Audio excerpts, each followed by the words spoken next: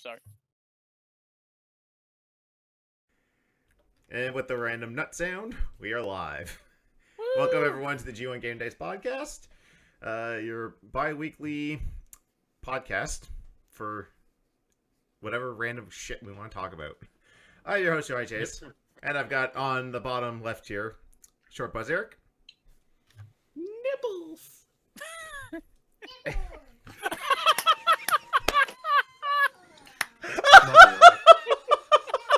Already?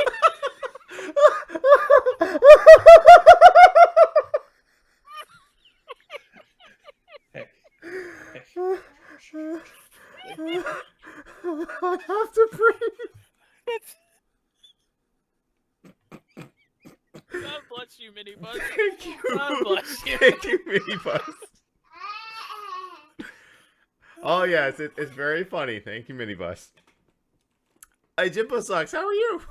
Hey, I'm good. How is everybody? Is that gonna? If we were able to monetize this on the channel, do you think that would get us demonetized because it was in the first 30 seconds? I don't know if nipples is a bad word on YouTube's front. I would hope not. Son. You keep saying it. Yes. There's a story about that, by the way. Let's start with that because usually we start with our weeks. Apparently, yours involves nipples. My this morning did, yeah. So, I can't even take a drink. Spit it out. So, in a realm of a little TMI, I sleep with no shirt on. Okay. Fair enough. Fair enough, right? I sleep with no shirt. Thank you, son. Hey, watch the puppies. Watch the puppies. The puppies, otherwise known as. No. We'll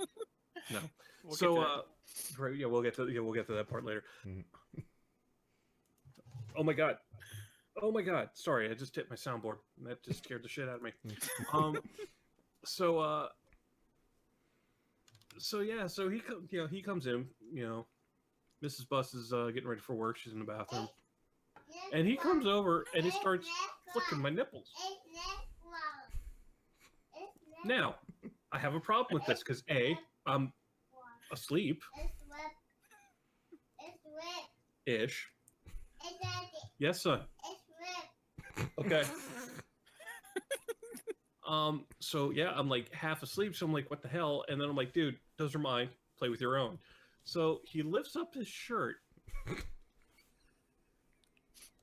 And I swear to God, lifts up his shirt, looks at me, looks down, looks at him, looks down, looks me, him, down. He's like, I can't find mine. And that's how we started my day. There's not enough coffee in the world to wake up to that conversation. Wow. And I'm just chuckling. Hey, lay down. Boy. I don't know how to respond to that. I don't know. So That's that was my morning. yeah. That's That was my morning. Oh. I can't find my nipples. Well, I can't help you with that. Can't find my nipples. Coming soon to your Streamlabs store. Happy Wednesday, everybody. Happy Wednesday. Oh man, a lot's happened in the last 2 weeks. Mini Bus good. Many of us can't find his nipples. For everyone else, it was a Wednesday. No. Hey, that's a throwaway gag to our movie tonight, which we'll talk later. But let's get into our 2 weeks. I'll start. I've actually have to go onto my Twitch and find out what the hell, or try to remember what the hell I was playing. What happened recently playing is FF7 Remake. Fantastic, loving it. I am chapter 11. I just got out of the, well, I don't know if I should, well, I mean, it is part of the original game, so if I think I can. It's the train yard graveyard. Gotcha. Yeah. We have not made it back to Sector 7 yet. But I have thoughts. One of them being is that I find that they are starting to cram a lot of other Final Fantasy stuff into this. It's you to me, I don't feel like it's been built from the ground up, but that it's just here's a bunch of stuff from other Final Fantasy games, more recent ones that we were like, we really want you to like these. Case in point, the Crystallum for your weapons. As soon as I saw that, I was like, fucking 13. I can never escape it. I can But never escape it. Here's the thing. Get in mind, I never played 13. Count your lucky stars. No, I do. Every goddamn day watching your torment. So, I also think 13, and I'll understand that in a minute. But I actually like that. I like that that system. And the reason why is because in the original one, Cloud's original Buster Sword. As soon as you got another sword, that was it. You never saw the Buster Sword again. I am still significantly further than you are. Yeah, which is unfortunately why I have not been able to join you on on your streams because you're way farther than I am right now. Yeah, I totally get it.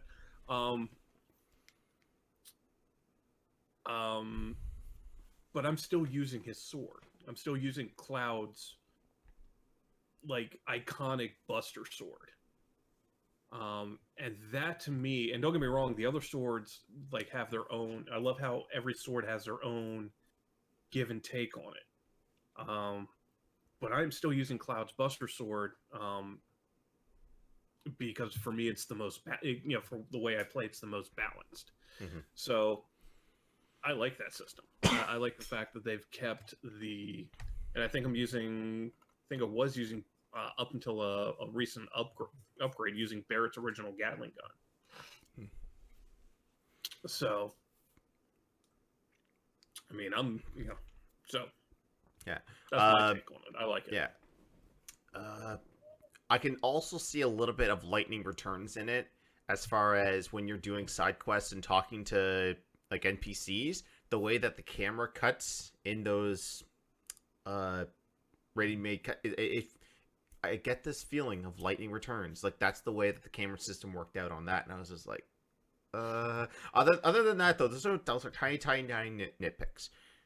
Voice cast is incredible. Mm-hmm. The cutscenes are incredible. I don't want to talk about a whole lot because, like I said, I feel like I'm only halfway through the game. Talk about the story. I will say this. Jimbo actually came into my stream and actually asked this earlier, which was, do I need to play the original to get a firm grasp of what's going on? The answer is no. My take on it is that they're following the baseline of the original story. Yeah. The planet's dying, Bert. God, that clip. Right. So if you want to know the overall story of Final Fantasy VII, you can play Remake and you'll be fine. Yeah. There have been certain little snippets here and there that I have a better understanding because I've already played the original. Especially quick flashes and here and there, but again, even without knowing the whole story, you're still in for a treat. And what I'm really liking is how they're treating the supporting cast with such love and just expanding on them exponentially. And and again, it's lovely. I mean, it really is like Jesse and Biggs and Wedge, how they were throwaway characters in the original, and now they're actually you feel like they're actually a part of a team. Yeah, the part of the overall story. But you also have to look when it was written. They, at that point, they had enough on their plate. They didn't have time to flesh these characters out like that. So, So I'm with John. This thing is well done. I'm actually gonna be a little heartbroken tomorrow because I will probably finish it on stream tomorrow. Mm-hmm.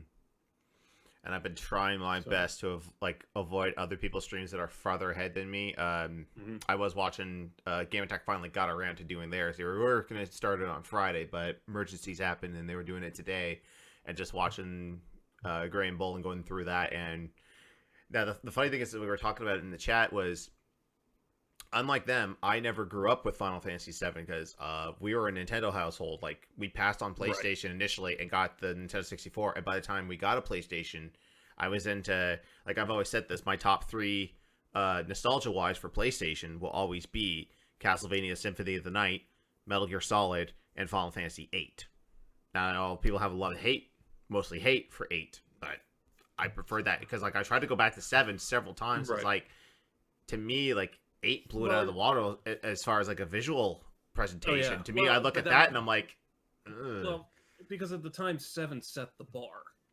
Yeah, 7 was the first Final Fantasy to use CG. Granted, stupidly dated, but I mean at the time, like, oh my god, and pre-rendered backgrounds and that the whole nine on that.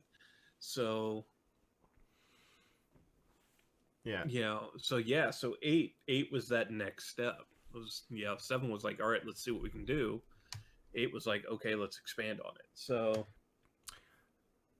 so for anyone who is thinking of playing remake or thinking of doing the OG one first before remake, I'd say, like, there's two schools of thought on that. Number one, you don't necessarily have to play the original to have an appreciation for remake because they are doing a really good job of retelling the story. A lot of people are saying fluff, but it's all right to add fluff to it because there is a little bit of fluff, but you know what? With the exception of a couple of the main story missions that I've just gone like, really, what, why? And even then they weren't like really big. It wasn't like anything really big. I looked at it more of a standpoint of, okay, they're expanding on how we got from point A to point B. Now, like I said, other than like one aspect of it where I'm just like, huh, okay. I mean, I've had zero problems with the side quest fillers, if you want to call them that. Mm-hmm. Same here. Whatsoever. Like, I get to a new area and all those green things up. I'm like, all right, this is what we're doing for the next 2 hours. Let's go. Get her done. Right. Yep. But I will say though, if you're like me and you went and played the original a couple months back, you will get a greater appreciation for it, having never played it when it was new, or if you have no nostalgia for it, you'll get a better appreciation. But I don't find it's necessary to enjoy the remake. For me, it's just I'm one of the few people on this planet that have probably never played a Final Fantasy game, so the remake of 7 had me interested, and when I asked Eric that, I was just curious if I would miss out on anything, but it seems like no, not one bit. You could have an intelligent conversation about Final Fantasy VII, whether you played the remake and the person you're talking to has only played OG. Yeah. You could still talk about the story. The only benefit that you'll have is that there will be some filler as they've really worked out those characters. Yeah. Now, having said that as well, if you've decided, you know what, I do want to play the OG, I would highly recommend getting one of the PC ports that have been put to console. So the PS4, the Xbox One, or the Switch version. Because there is quality of life stuff that it will not take you the 36, 40 some hours it took me to beat it. I think it was even longer. I can't remember. I had to boot up my file to see that. But there would be some points where I'm just like, okay, I don't feel like grinding, pushing the stick, no encounters. Or, I really need to get by this. Let me just turn on all limit breaks. Or whatever. Yeah, it was like, limit break, and then you could never die. So it was essentially instant. Even if you got hit to one point, you'd instantaneously regen health, regen limit break, So really, if you died, yeah, like if you game over in there, you really were a weeb and way underleveled for it. But yeah, Oh yeah, Wordman said when I played it, I defeated a boss and I was going back to save it, and then I met a dragon and he just kicked my ass, and I said, "Fuck this!" Turned those options on, beat the boss again, made sure it was still on when I went to go up to save, and I was like, "All right, if this dragon comes back, I don't care. Like, this is quality of life stuff. I don't care if I didn't truly beat the game." right.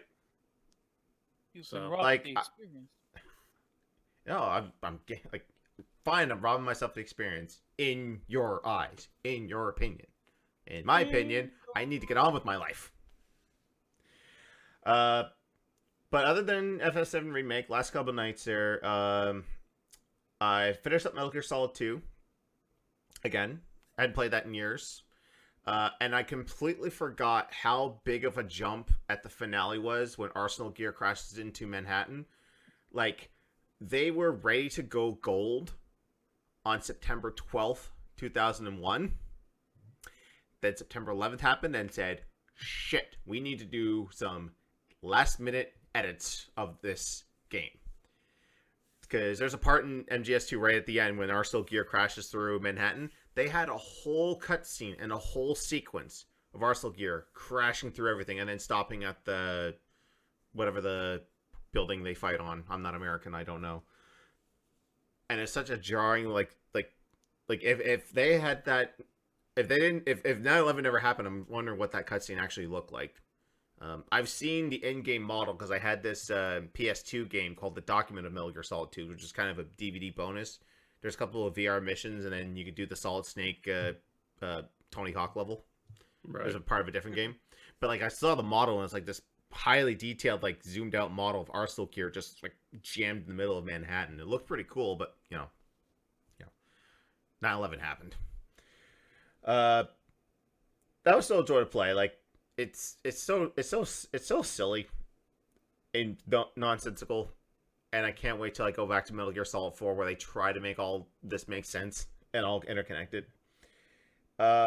The last game I ended up playing was 3D Dot Game Heroes on the PS3, which is the 3D like Legend of Zelda game by Atlas and FromSoft.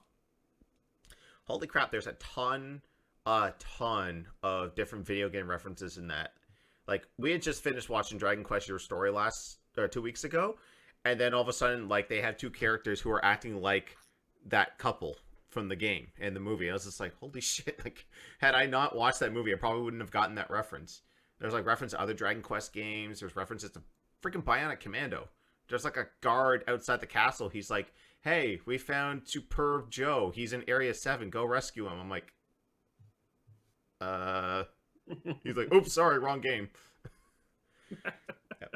And I think Shiro had the clip because I was on the final boss and he was kicking my ass and I didn't have like I didn't do a bunch of side quests, so I don't have like the best stuff.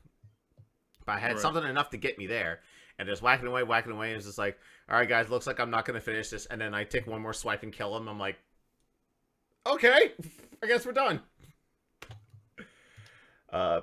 Pretty fun. Like, if you can track it down, I would say give it a shot. Like, it's funny to play some games from FromSoft that are not Souls games. Because I think I own more FromSoft games that are not Souls games than Souls games. So I think I own, like, Dark Souls, Demon Souls, and Bloodborne. And then I own, like, 10 different games from FromSoft that are not Souls games. Like, I think I have Ninja Blade, Enchanted Arms, Metal Wolf Chaos, and a bunch of the ones.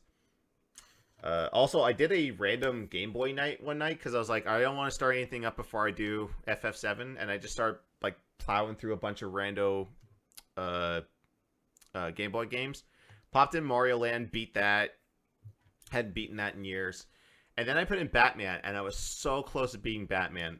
But I was like, you know what? We need to save this and make our own separate stream of it because, man, Batman on Game Boy, like, everyone loves to talk about Batman on NES, and rightfully so. It's a good game, super tough. But, like, Batman on Game Boy is a hidden gem. If you've never played it, you should seek it out. It's really good. And it follows the movie a little bit more than the NES game, because the NES game, you're beating up on, like, robots and tanks and shit, and this it's like they actually have levels from the movie. You're shooting just henchmen. There's a few robots here and there, but like, and the soundtrack, Sunsoft made a really killer soundtrack for this. So yeah, that was my 2 weeks. So Jimbo, what's your last couple weeks been like? What have you been up to?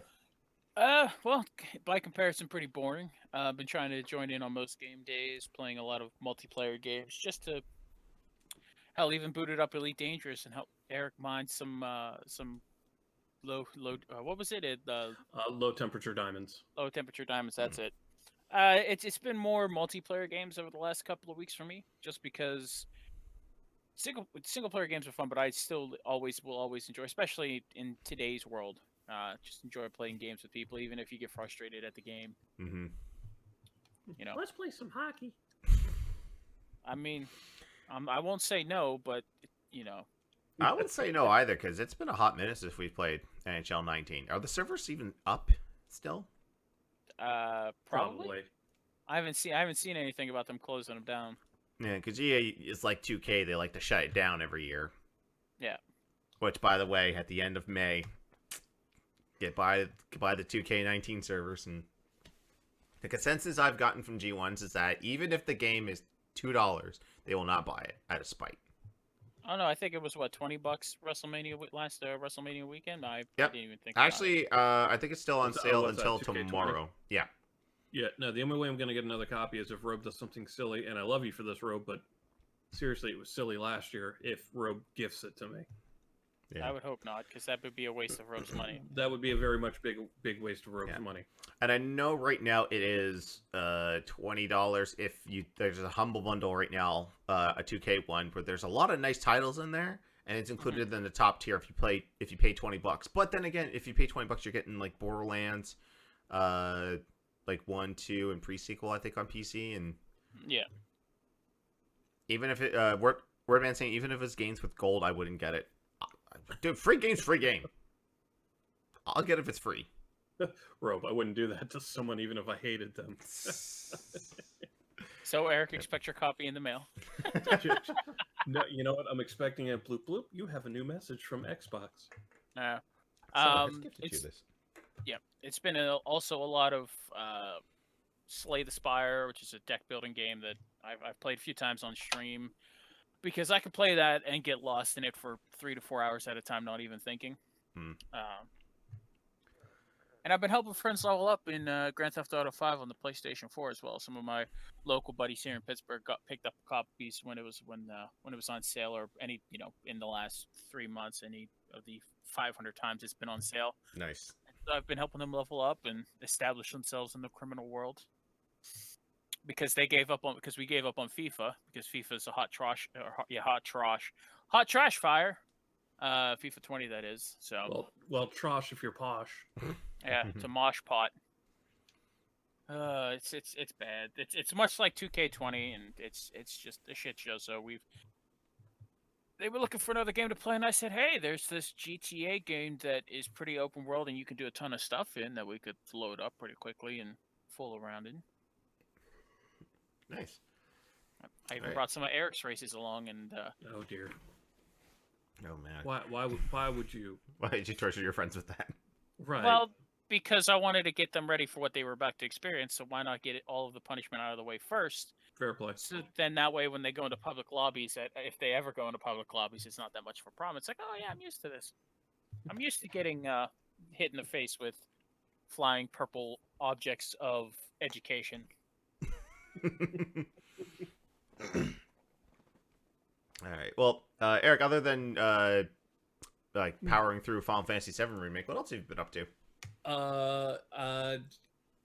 Elite Dangerous has been the big one for me to be grinding right now.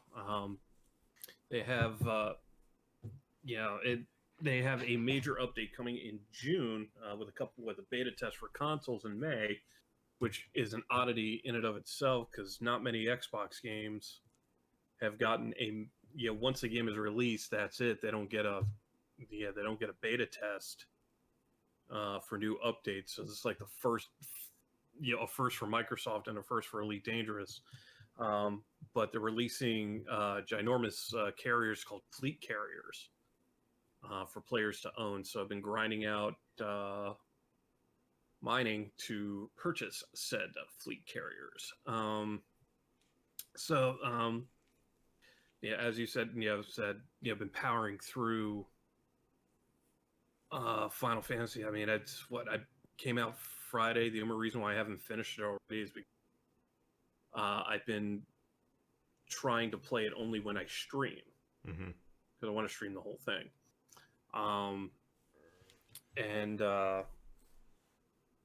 But yeah, so it was like the last 3 days have been like 8 hours of me just going, just losing. Like today, I lost track of time. All of a sudden, I look down, like, oh fuck, it's 2 o'clock. What the hell? But that for my standards for the week: Forza Horizon 4, Titanfall 2, a little bit in there. Call of Duty Warzone, which is going to be shooting stuff Saturday again after the debacle of what was last week. Yeah, want to talk about that? Yeah. My box decided to go rogue. Is how we're going to call it. It peed on itself. Yeah, it really did. It was like, we're just going to take a pee right here. And it told me it needed an update.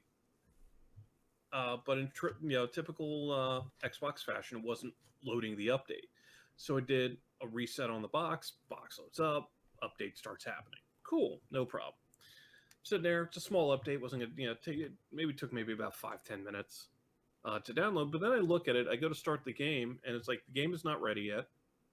An update is still downloading, and I'm looking at it, and it says 100% complete. And it has the data. The data, man, it was like 800 megs. It was under a gig. It wasn't a big file. And I'm like, and it said 853.2 out of 853.2. I'm like, the fuck. So I did another hard reset real quick, and sure enough, it still said it. So I said, all right, let's pause it, see what happens. So I pause it, let it sit for a second, and then reinitialize the install. It says 100%, 158.2, nothing happened. So I canceled it. Next thing you know, apparently the main game file was deleted off my box. Off my box. 100 gigs. Gone. So I spent the better part of 4 hours, 4 of a 6-hour stream, having a chit chat on Discord and watching the download bar. Welcome to the Short Also Eric watching podcast. That's pretty much what it was. Also, don't forget you were watching Rogue during that time too. Oh, we were watching Rogue, yeah. Rogue during that time. So we did have that. We did have that little bit of entertainment of watching, kind of not be shitty at Warzone. I was impressed. So, but yeah. So I mean, that's all. Yeah, that's about it. I mean, I've been rotating through through the same game. Gears 5 has also been in there. So yeah. Right. Do we want to do a quick how the world has the world played at us in the last 2 weeks because of COVID? No. I mean, I think you've already told your story about that on stream already, not on the podcast specifically. I don't think we need to retread that. Yeah, I mean, the only the only thing that's really changed for me in the grand scheme is that I have minibus home all day now. That's about it. Send help. But I mean, Day it's 432 of minibus being home. Check in on Eric. Eric, how you doing? I'm doing great. The grays are coming into the beer just fine. I smell toast. But no, it's. I mean, that's really the only difference. And from a work standpoint, I am still working. I've had to transition from doing rideshare with Uber and Lyft to doing food with Uber Eats and DoorDash. So, yeah. So really, it hasn't affected a whole lot. I mean, I'm affected, but not. But as far as my day to day, I mean, nothing has really changed. No. So the worst thing, Even if the world were still normal, I'd still probably be doing 8-hour streams of Final Fantasy. Yeah. So worst that's happened to me is McDonald's has fucked up our orders twice. Maybe to benefit. I say that one time there we ordered food and they end up giving us 2 extra drinks because they ran out of large cups, I'm assuming. And then there was like a few mango, I gotta get this right or she's gonna say something in chat, like mango pineapple smoothies, and like a Cadbury cream egg McFlurry, which I finished and was disgusting. Diabetes. I think and a it's McFlurry for nice. Yeah, pretty much. I think it's still in my system. Yeah, it sounds And then we ordered yesterday, I think, and I ordered Coke Zero, and they gave me a root beer. It was like, whatever. It's liquid. I'm gonna drink it. Not too scared.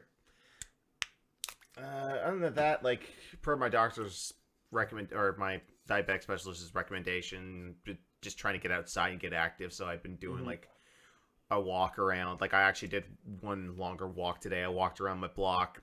Some of the kids said hi to me. I never met them because I barely leave the house as is. I go to work, I come home, and then boom. I walked in. There's just kids playing in their driveway. One just waved to me. I was just like, "Hi, how's it going?" And they're just like, "Human interaction. That's not my mom and dad. Hi." Right. Well, it's funny. I saw this on Facebook today of kids are out playing in the kids are playing in the front yard, and families are eating dinners at home, and this, that, and the other. It was like this whole list. I was like, welcome back to the 90s. I'm like, I mean, you're not wrong. Not wrong. Yeah. So.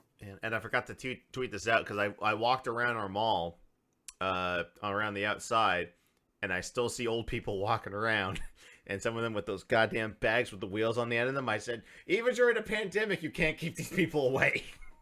Because that's all I see when I'm in the mall. Because we have like the mall has like this walk along for seniors where they just they go in, they put their coats away, and they walk around the mall, and you're just like, you gonna buy anything? Nope. Okay.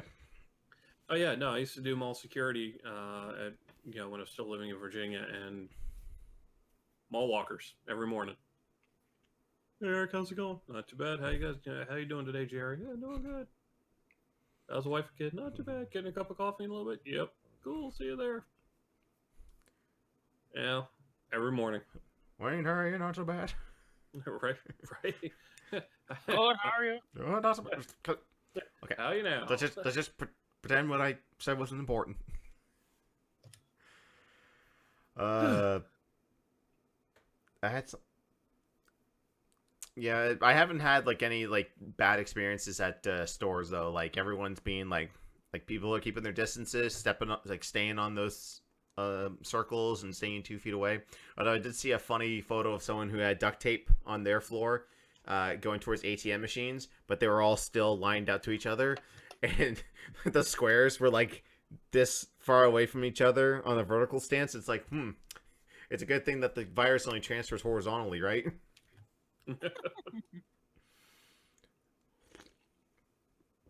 All right, so that's been our week. So it's time to we have a man down.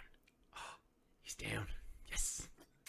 just okay, G1s, and well, YouTube, you're not gonna worry about this. This is just for the live crowd.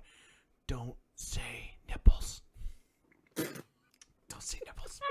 We'll be fine. Moving on, it's time to talk about all the news in the past couple of weeks that I give a crap about. It's time for Dun News. Beep boop boop boop boop. Bah.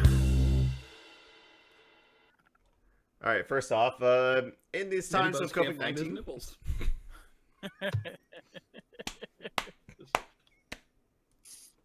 You said the secret word of the day.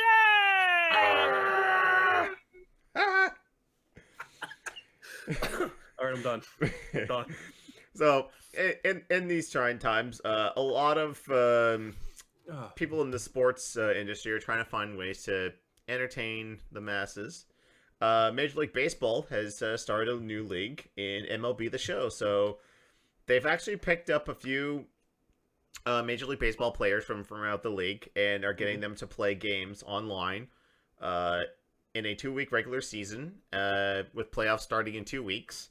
So basically, they've taken about 30-some players and they play 3-inning games. Not with their own teams if they don't want to. They can actually swap out. So, like, you could get someone from the Blue Jays playing the Texas Rangers. As the Texas Rangers, I should say. So, I've noticed this. I don't have this on here, but, like, so they're streaming it on all their profiles. Yeah, it's a really, really short week. A really short season, I should say. I mean, I guess they're just assuming that they're going to be back. The season's going to be back before any of this blows over, but I mean, we'll have to wait and see. Yeah, Major League Baseball is trying is essentially in hurry mode to try to figure out any type of way they can get the season started, but before June. They've talked about doing leagues, doing the season, starting the season in Arizona, in like and like rearranging the divisions to change things up, and they're trying so many different. They're like, rumors are so many different things they're trying to do to get the season started, but in reality, the best thing they can do is just hold off. This will work for now, in my eyes, but it's going to be a pain in the ass. Yeah, and I know that some people, like other companies, like other leagues, are doing this too, especially like racing. There's an iRacing league where people are racing I was in about video to say games. iRacing League is doing it, but what's interesting about iRacing League is because it's the individual drivers who've pretty much built their individual cars. So they've essentially brought their individual brand to the iRacing League, which I think is very, very cool. Like, I guess they, a couple of them have actually been talking to like their engineers and be like, all right, how do I tweak this in the system to make it drive like my car? And which I think is very, I think that's very cool. Like, there's been, like, my dad, when he was still with us, like, he didn't play a whole lot of games, but NASCAR was his thing. Like, he loved NASCAR. Like, Sierra was like, if you wanted a simulation of NASCAR where you could tweak everything, that's what you had. He had a steering wheel. I don't even have a steering wheel. Like, he bought a steering wheel for the family PC specifically to play and simulate all that. And then, of course, whenever I put an emulator on, it's like, oh, you're slowing down the computer? You're putting too many emulators on there. You're slowing down the computer. Like, yeah, right, Dad. You got a fucking steering wheel, Dad. I think one of those days I said, I swear to God, I said to him, I said, okay, let's see. My emulators, and I don't tell Mom about that file that you have hidden in my documents. And he's like, deal. And you know what? We'll leave it at that. There you go. I will say though, some of this there has been some bad moments coming out of sports doing their own like racing. Yeah, I was going to bring that up. Yeah, there's a NASCAR racer who essentially will no longer be a NASCAR racer because he said some very bad words over I guess a virtual chat or Discord or whatever the call was, and some of his buddies were like, "Hey, we're live, right? And people can hear you." And I won't name the NASCAR driver, but and then he came on Twitter with an apology, and then so I think he's been banned on Twitch. He's been banned from iRacing, and even his IRL racing boss has fired him. So it's not like, oh, I can't play in this iRacing tournament, I'm not going to win this money. No, this is, I can't race in NASCAR. I've lost millions of dollars because I said the N-word on stream. Yep, he's... Now, is this the same guy that rage quit his game because he crashed? No, this is a different guy. Okay. Because I know there was another NASCAR driver who wrecked his car in-game and flipped the fuck out and disconnected. Oh, yeah, he rage quit, but he came back. He's like, listen, I apologize. I should have kept going. Even he knew that he messed up there. But the guy who dropped the racial slur on the stream, he got dropped by his sponsor, by his boss. Even NASCAR was like, you're out. And they've suspended him indefinitely as well. So some folks, I guess, forget that when it says we're live, that Right. Yeah. It's not like you're shouting that. Well, I mean, you shouldn't be saying it anyway, but like, you shouldn't even be saying it while you're driving because you're mic'd up. You're on camera. Yeah. Like, if they don't catch you on the live broadcast, they're going to catch you on the guy at home with his cable provider who bought the NASCAR experience and decides to flip to your camera when they're at commercial break. Yeah, that dedicated. This is something my dad had. Because he's like, Yeah. like when you're watching Daytona and it's like, all right, we're going to take a word from our sponsor. We'll be right back with the Daytona 500. He'd flip to like channel 527 or something, and then there'd be Kyle Busch, and it's just for like 2 minutes, and then he'd flip it back to the race. He's like, and we're back. But yeah, interesting times we live in as sports is doing a simulation. I remember when there was the NHL lockout, and hands up on the call and hands up in chat if you've ever remembered when the NHL was on strike back in the early aughts, and G4, back when it was G4 Tech TV, before the big wigs decided, you know what, this needs less nerdy shit. They would have it where, I think before the screensavers, when that was still a thing, before it was Attack of the Show, they would come on and say, it's like, all right, we got the latest tech top where I get you to the NHL Virtual League. They simulated an entire season for like, I think 3 weeks before the Players Association came out of lockout. And I'll never forget the night that they didn't have to do that anymore. They did their little like throw to. It's like, all right, we'll be back in a few minutes after the NHL update. And then they just kept talking. It's like, what? The lockout's over? We don't have to simulate stupid hockey anymore? And they freaked out. Oops. And I love that because that shit was boring because they didn't even show you the game. They just like, hey, we simulated it on the PS2 and yeah, Toronto beat New York 5-1. All right, now back to screensavers. It was a waste of goddamn time. Right. Nope, you're alone. I'm gonna let you be alone on that one. I remember that as a sport ball fan and as a video game and G4 Network fan. I remember. Yeah. If you don't remember that, there's a fantastic video on YouTube called The Rise and Fall of G4. I can't remember the guy who does the video. But he goes from like the entire history of when it was Tech TV, when you had like when Will Wheaton was part of it. Like he was given tech tips. It's like Will Wheaton. Yeah. All the way up to its death. It's an interesting video. I recommend you guys check it out. Next up, Earl of Pal GameStop is back in the news. Boston, back in April 5th, Boston authorities shut down GameStop and stores closed statewide. Okay. The retailer stands off over essential business ends in the Bay State. So they're still trying to say that they're an essential business. As we look at this photo of a man with gloves handing someone a Nintendo.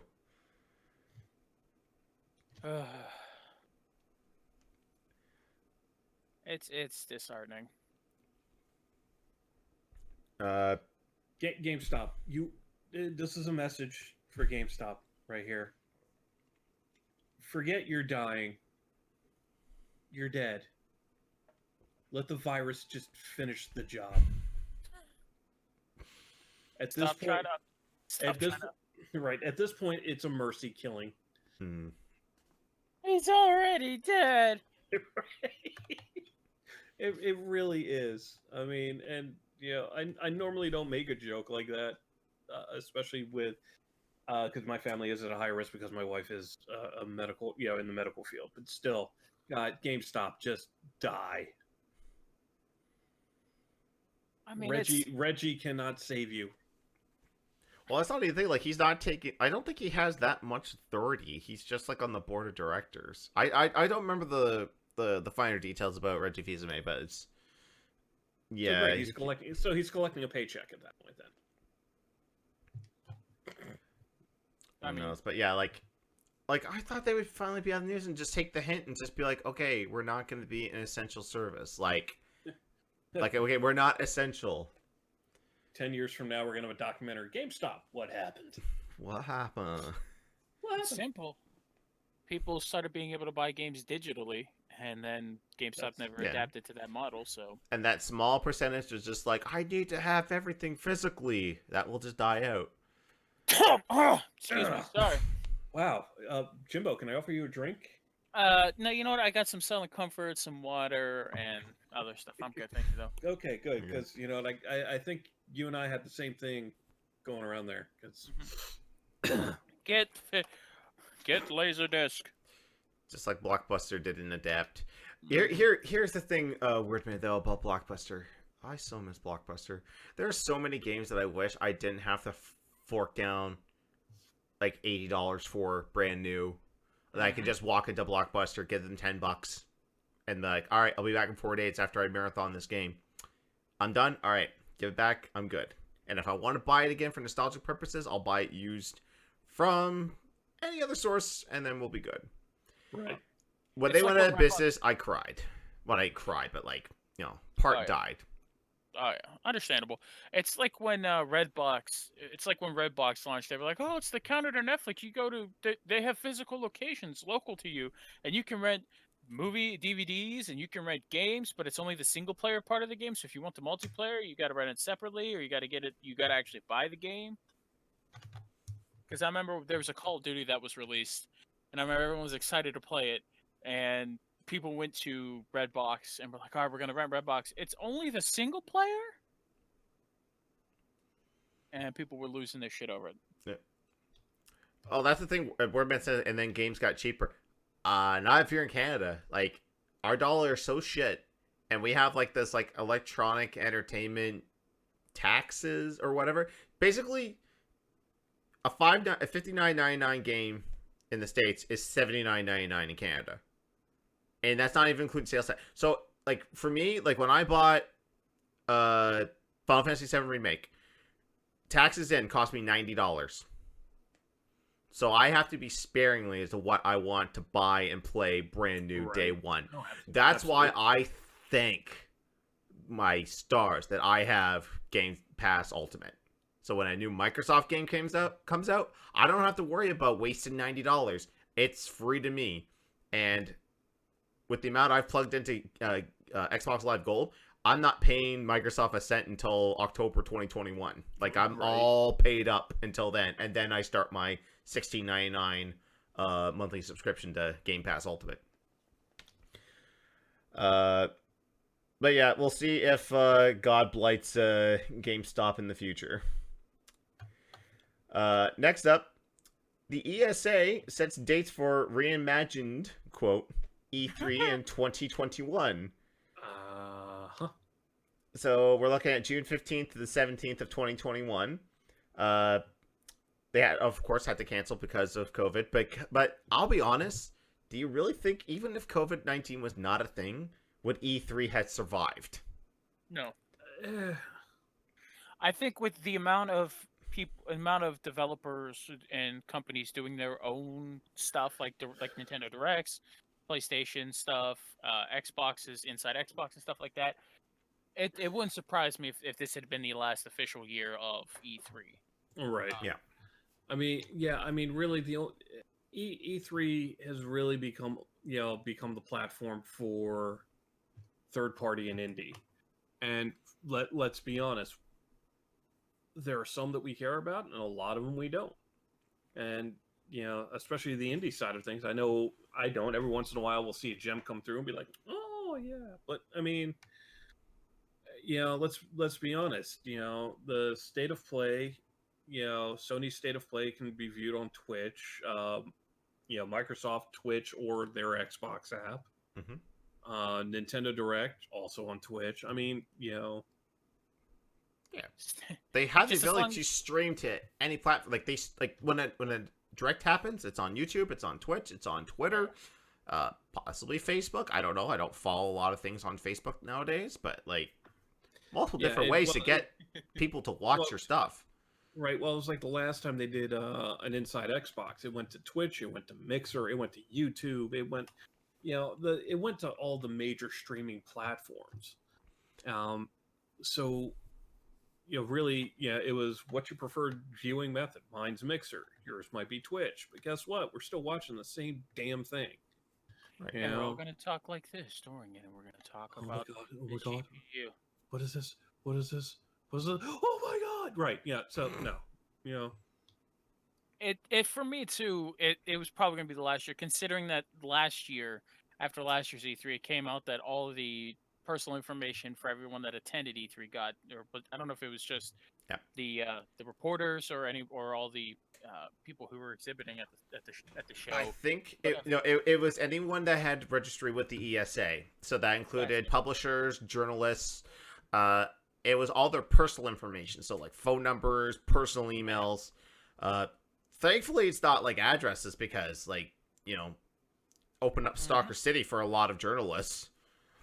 Now, and the Right. thing too is that a lot of people are saying like, well, the E3 is that it's, it was always a trade show. It was never opened up to the public, and it should never be open to the public. That's great. Like it's evolved since then because it was basically for gaming journalists and retail store owners. So like, okay, you're getting this new console. How many do I think I need for my store? Like you don't need to do that anymore. It's just basically like new console coming out. Okay, all right, we're gonna carry it anyway, but Yep. Like here's the thing. Well, and also let's be honest. What 2 years in a row, Sony didn't show up. Mm-hmm. I Sony think it's didn't show up. been, I want to say 2 or 3 6 years or now. 7 years since Nintendo stopped with a traditional on-stage yeah. press conference. Yeah. No, now they Microsoft they just do the direct. Yeah, Microsoft is not at that point yet. They kind of, I think they would be okay doing like their own little I think- direct type thing, but they're all about that on stage, like Yeah, Phil Spencer is all about that on stage presentation, telling you what everything's about. Microsoft's always been like that, and I think they'll never get away from that. Yeah, Warband makes the point that Microsoft has their own venue. They've always had their own venue. Like the funny thing with like a lot of people when they watch E3 stuff, it's not technically E3. It's E3 weekend. E3 begins after Nintendo's done their directs, and it opens up. But I think what they could do for this year, no one's going to do it. But the smart thing would be the stuff that was going to be on the show floor, just throw it online. Just make a demo available for people to play. Like, I know it's tough too because a lot of people don't have like regular Xbox and Switches there. They have dev kits. So it's something that can, specifically made and programmed to run on that kit, not on commercial hardware. But I think if you took a little time, made that demo available for just consumer consoles, I think that would be a big hit. It's just like, hey, here's what we got planned. You, the consumer, can give us a feedback, not a journalist, or because let's face it, like taking journalists' face value is kind of diminishing. Like, I'm sorry, but like, there's that one girl from Inside Gaming who I cannot stand anymore, who dismissed Mario versus Sonic at the Tokyo Games because it uses the Sonic Forces engine, so there's some jank to it. Like, you realize it's the graphics engine; it has nothing to do with actual gameplay, right? No? Oh, okay. Your opinion means nothing anymore. So, anyways, we're still ways off from this new reimagined E3, but we'll have to wait and see. I know anyone that was on that ESA list is not going back. Only because ESA, from what I've learned from Alana Pierce of Funhouse, is that even though they leaked your information, if you said anything bad about them, then you won't get on their good graces again and be invited to all this stuff. I was like, why would you want to? It's like, well, I still want to be part of E3. You're like, Right. Warband says still better than Sonic 06. I mean, Sonic Forces was not a terrible game. I don't know why people like gave it a lot of shit. Like it worked. like I could go from point A to point E and nothing glitched. So you know what? That's an A+ Sonic game to me. Okay, next up, we got more delays. So Sony announced that they're indefinitely delaying The Last of Us 2 and Iron Man VR until further notice. So there's no new release date for Last of Us. Yeah, because Last of Us I think was actually supposed to come out last month, and then they pushed it to May. Well, they pushed it back, and then kind of like what they don't want to have what kind of happened with Final Fantasy. Now, Final Fantasy was already in full rollout mode at that point, but like really, they don't want the people who are digitally. And Braid Entertainment, thank you for that raid, by the way. It's along the line. Part of it is they're not done with it. No, not even. Yeah, they're not even close with it. Not even close to being done. But they also didn't want to run into all these people have digitally download ordered it, and with shipping routes being what they are currently, they don't want they don't want people getting who've digitally gotten the game, and then these people who are still waiting for their hard copies. And I will say this: Square actually put out a very lovely plea note stating, "Listen, we realize that shipping of Final Fantasy VII Remake is going to be off. So if you happen to get a copy early, don't do everyone a favor. Don't ruin it for anyone else." Like it was a very simple statement of, listen, don't fucking spoil it. Don't be a dick. It was Square, which I thought was a very cool thing. But I think with everything going on, I think this is the right call for it. So, rule 1: don't be a dick. Yeah. So now here's kind of the good thing about them delaying Last of Us. It means that the people at Naughty Dog are actually going to be able to take a break. And because here's the thing, before all this COVID stuff happened, like Naughty Dog was in crunch mode to try and get this to. That's why they delayed it, so that they could get it to May and put extra work into it. But then that means crunch. That means sleeping under your desk. That means 10-hour work days. That means, or not 10-hour work days. It means like 16, 17-hour work days. Like basically you're living at the office trying to get everything done before the deadline. And then because you're so burnt out, you don't even want to even work on another video game after that. But then again, they'd probably just cut you loose anyway. It's just like, all right, game's done. Thanks. What do? Oh, we're done. We don't have to worry about you anymore.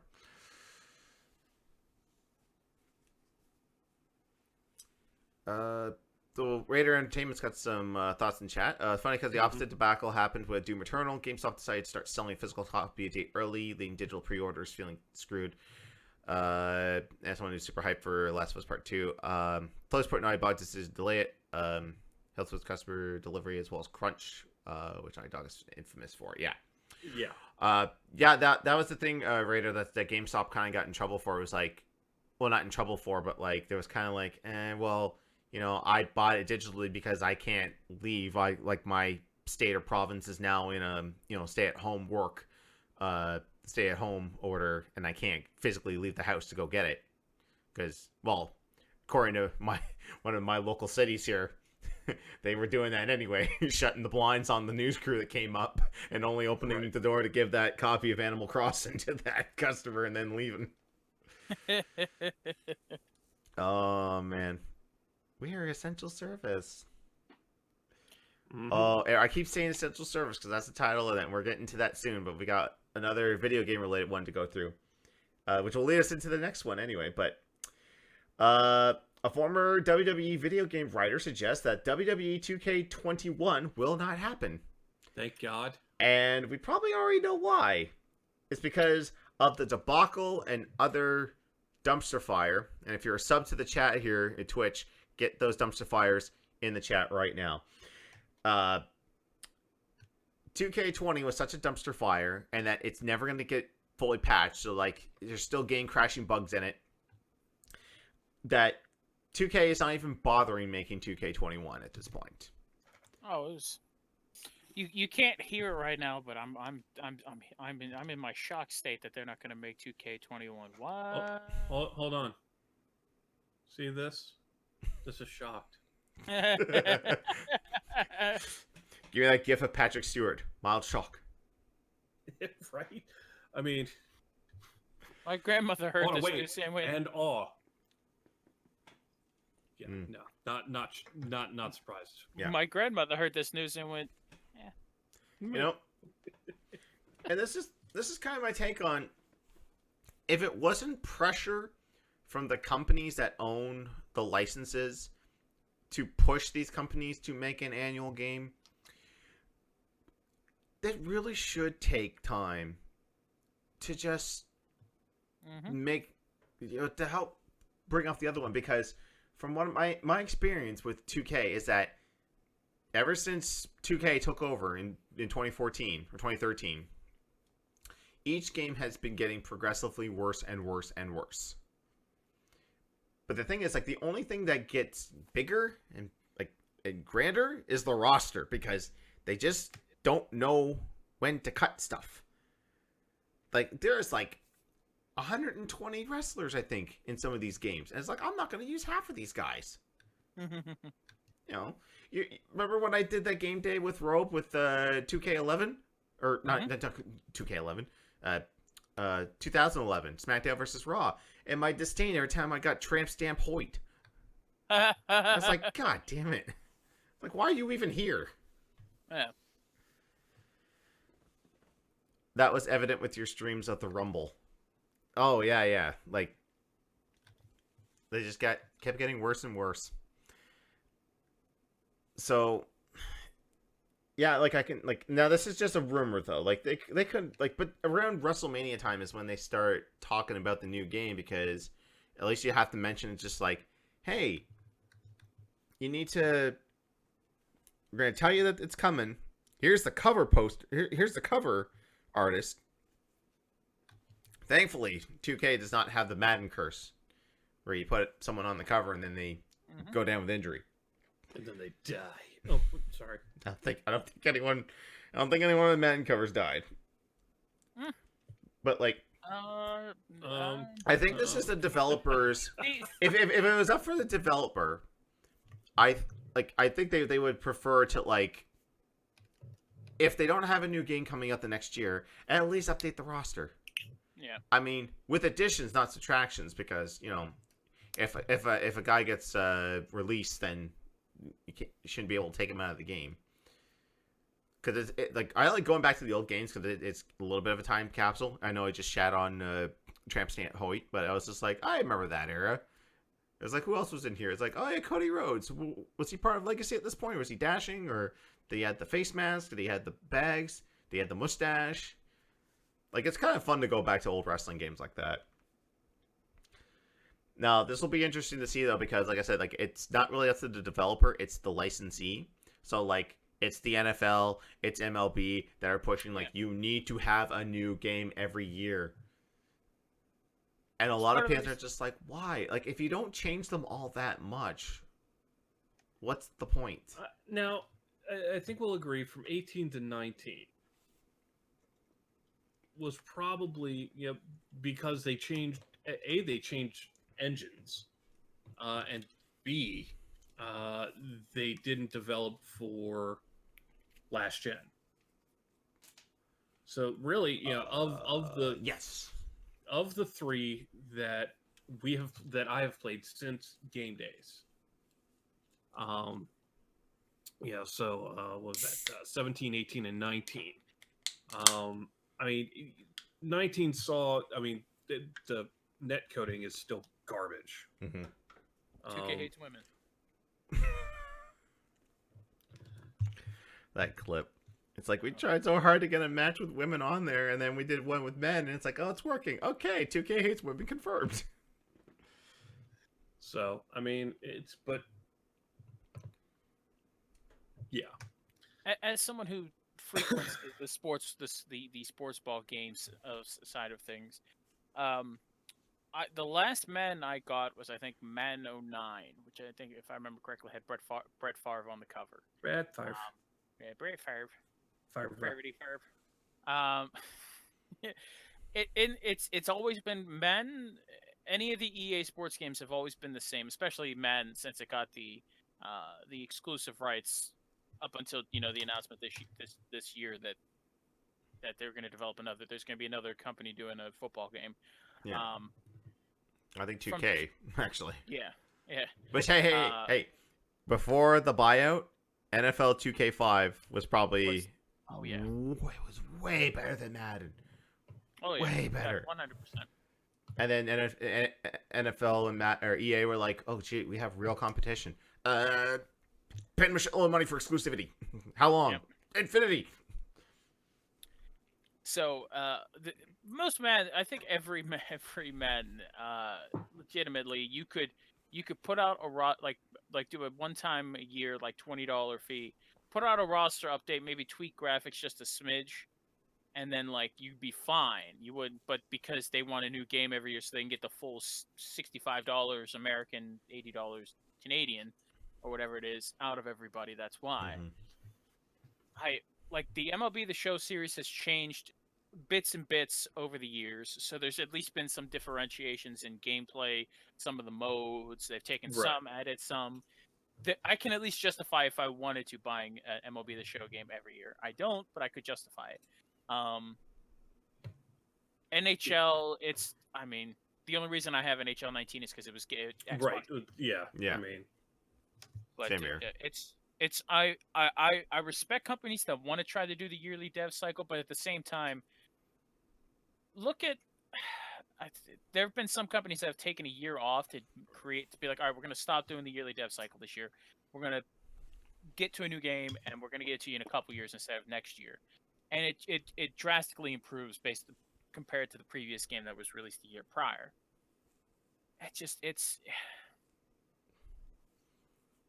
Yeah. I mean, we could talk every the whole podcast about why we dislike games being on a yearly dev cycle, but yeah. But as Wordman has said in the chat, worked out well for Ubisoft because Ubisoft was like, oh yeah, we'll stop the yearly dev cycles, and then they put out decent games. Yeah. Or they just have seasons now. So like, they didn't make a For Honor 2. They didn't make a Rainbow Six Siege 2. They're just like, all right, this is season 5. Here's some new content. If you want it, $20. If not, hey, that's cool too. Like, it's new operators and a new map, but if you're fine playing the other ones, that's cool. Yeah. Like, it's not like before it was like, oh, one person in your party does not have the map. It's like, right. This. Looking at you, Call of Duty. And Halo. Yep. Oh, I forgot to download the Mythic Map Pack before, even though I purchased it already. I forgot to download it. I can't play. Oh, man. Well, nuts. I think I have that disc somewhere. I had the Halo 2 multiplayer map pack disc. Oh, jeez. Yeah. All right. So, we talked about earlier about how GameStop is not deemed an essential business. I bet you the CEOs are probably kicking themselves in the butts right now and thinking, why did we not do what Vince McMahon did and just bribe a mayor, a township, a governor, and say that we're essential? Because that's what he did. So, for the timeline right now, I don't have the news story for this because there's a bigger news story happened today. Obviously, a lot of you wrestling fans know about it. We'll get into that in a sec, but like, the time frame is that they had to get all their stuff filmed right away because there was going to be the Florida mandate stay-at-home order. So they're like, all right, we'll get 2 weeks of television done. We'll tape WrestleMania. We'll tape the Raws and SmackDowns and all that after that, and then we'll figure that from there. Apparently, while this was going on, local officials kept calling WWE Performance Center, which is where they're filming everything, and were like, hey, you need to shut down. And they were just like, nope. And like GameStop told their employees that I'm part of essential work and I need to be here. Because the day after the mandate, they had. Now, there's no evidence, but I don't know if there's evidence or not. But like the word's going around is that they paid off the governor to say that wrestling is a form of entertainment that is producing live television and therefore should be considered essential business, and it worked. So from now until at least the pandemic is over, WWE will still continue to do live shows at the Performance Center every Monday, Wednesday, and Friday night. Yeah, Linda McMahon donated a nice chunk of money to the I think it was the super PAC of either our president or the governor of the state of California, or California, of Florida, and then they decided to reverse the move, which is utterly fucking stupid. And your president, WWE Hall of Famer Donald Trump. Let's not forget he's in the WWE Hall of Fame because he took the world's shittiest stunner at WrestleMania 23. Had a conference the other day saying that we need to get, especially in Florida, we need to boost the economy, so we need to get sports back. Because he's like, I'm tired of watching the old games from 14 years ago. And he name drops all the commissioners of all the leagues, including Dana White of the UFC. He needs contact fights back. And he gets to WWE. He calls him the great Vince McMahon. I'm like,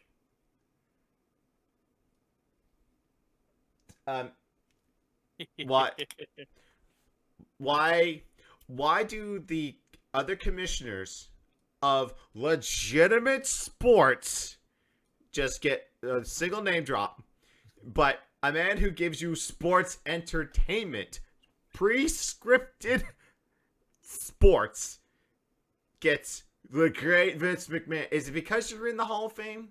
Is it because you hosted 2 WrestleManias? Cheeto. Back in the day? It's all about the Cheetos. I mean, Linda was a member of his cabinet for a while. Yeah. There is that photo of the McMahons with Donald Trump and his family. And people on Facebook have said Stone Cold Steve Austin has Stone Cold stunnered 54% of the people in this photo, one of them being the president. I think there was what?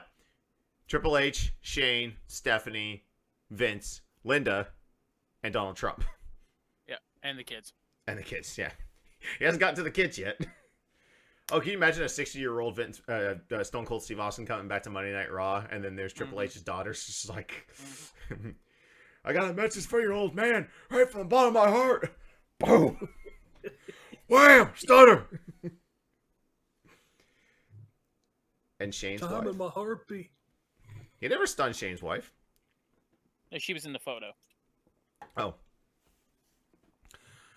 Interesting point in chat made by Radar Entertainment. Aren't wrestlers still technically independent contractors for some fucking reason, not employees? Well, that leads into our last news story, which I need to refresh to see if it updated, because every 15 minutes it looked like the number was getting higher.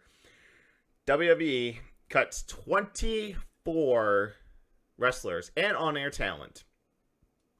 So in a measure to cut costs. So basically what happened this afternoon, Vince McMahon got on with a conference call with everyone, and it took 5 minutes. He says, we're going to do a lot of cuts.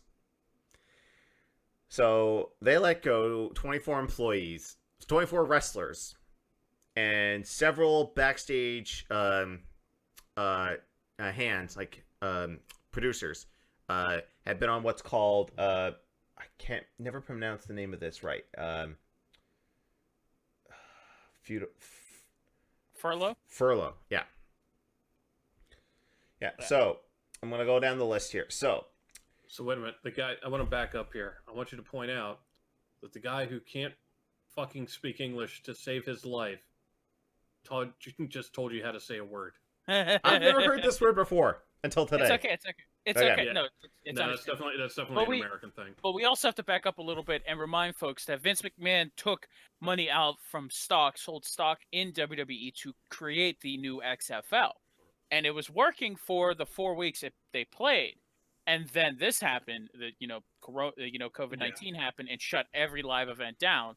And as most folks who are fans of wrestling or of sports know, XFL closed up shop, declared bankruptcy, and is looking for buyers to buy, obviously, all the debts and all that.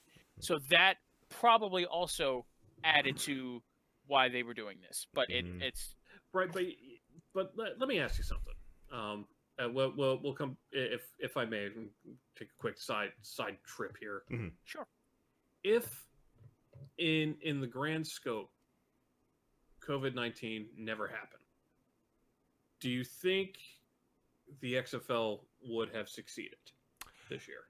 So as a sports ball fanatic, as a I will defer to your sports ballness. Mhm. and obviously Johnny, you're more than welcome to chime in on this as well as Yeah. a fan of the stuff. Uh, for me, success for the XFL is going to be different than the first time around, because the first time it was just meant to be because the NFL had started phasing out the bigger hits, had started phasing out the violent stuff, kind of like Vince did going to the PG era, but they were phasing it out. So the XFL was supposed to be the violent deterrent. However, they were on network television, and obviously network television is not going to sign off on violence like that. So they had to water it down a little bit, and eventually just got to the point where it was like, well, we don't want to watch this. We got Tommy Maddox as the XFL bowl winning quarterback. It's not a good product. The second XFL, or this most recent one, I think had the right idea in place. Right. Obviously, I don't think they were going to make money in the first year, only because they really didn't have Right. network television contracts like the WWE has.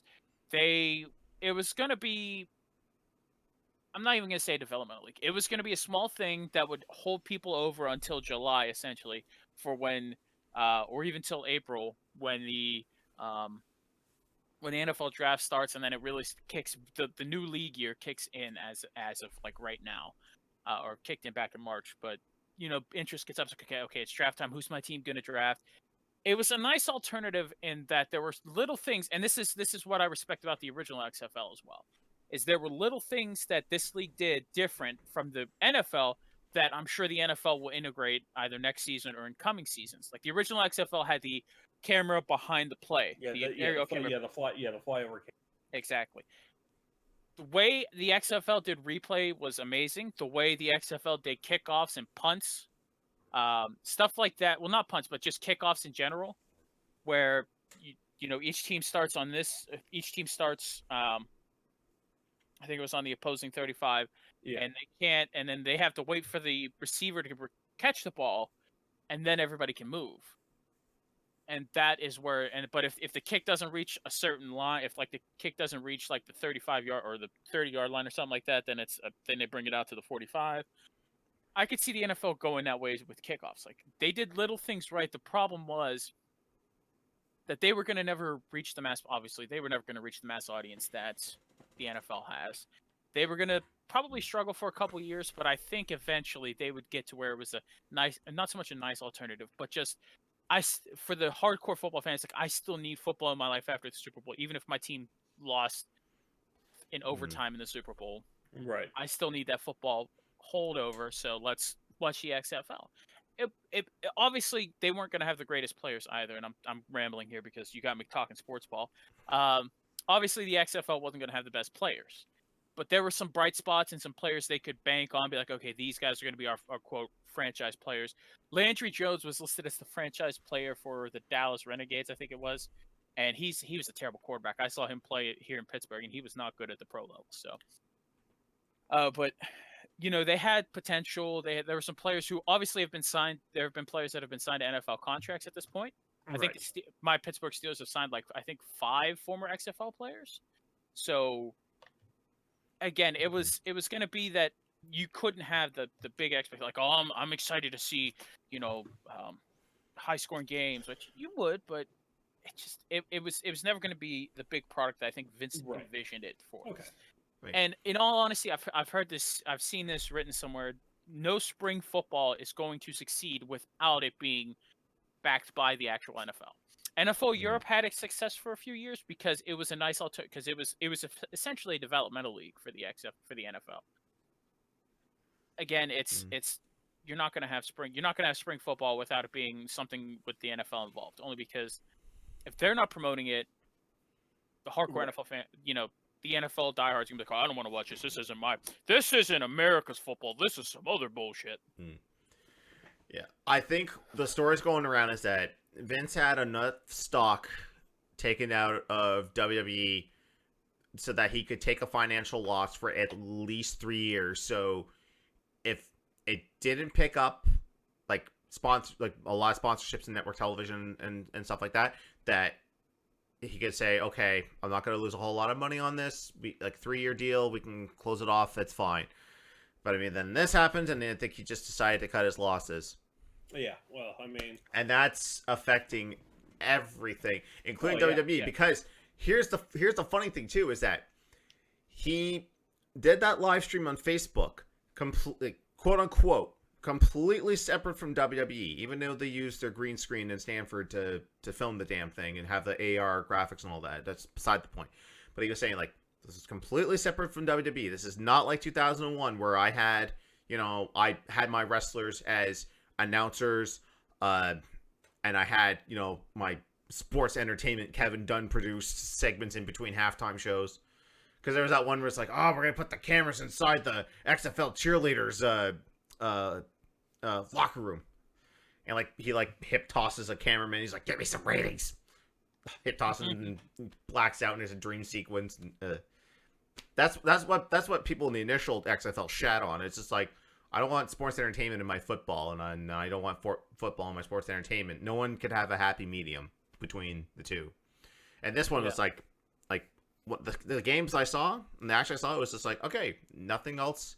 Like, you got sportscasters, you've got, the one thing I liked about the XFL was that like Jimbo was saying, like the replay system, the replay guy was mic'd up. And the refs were mic'd up. He's like, I need to see back, go back 10 seconds. And he was like, the funny thing is, he was controlling it with an Xbox One controller. I was going to mention that, yeah. Yeah. Oh, and Silent Hero says that, no blimps, no $2.5 million blimps that crashed.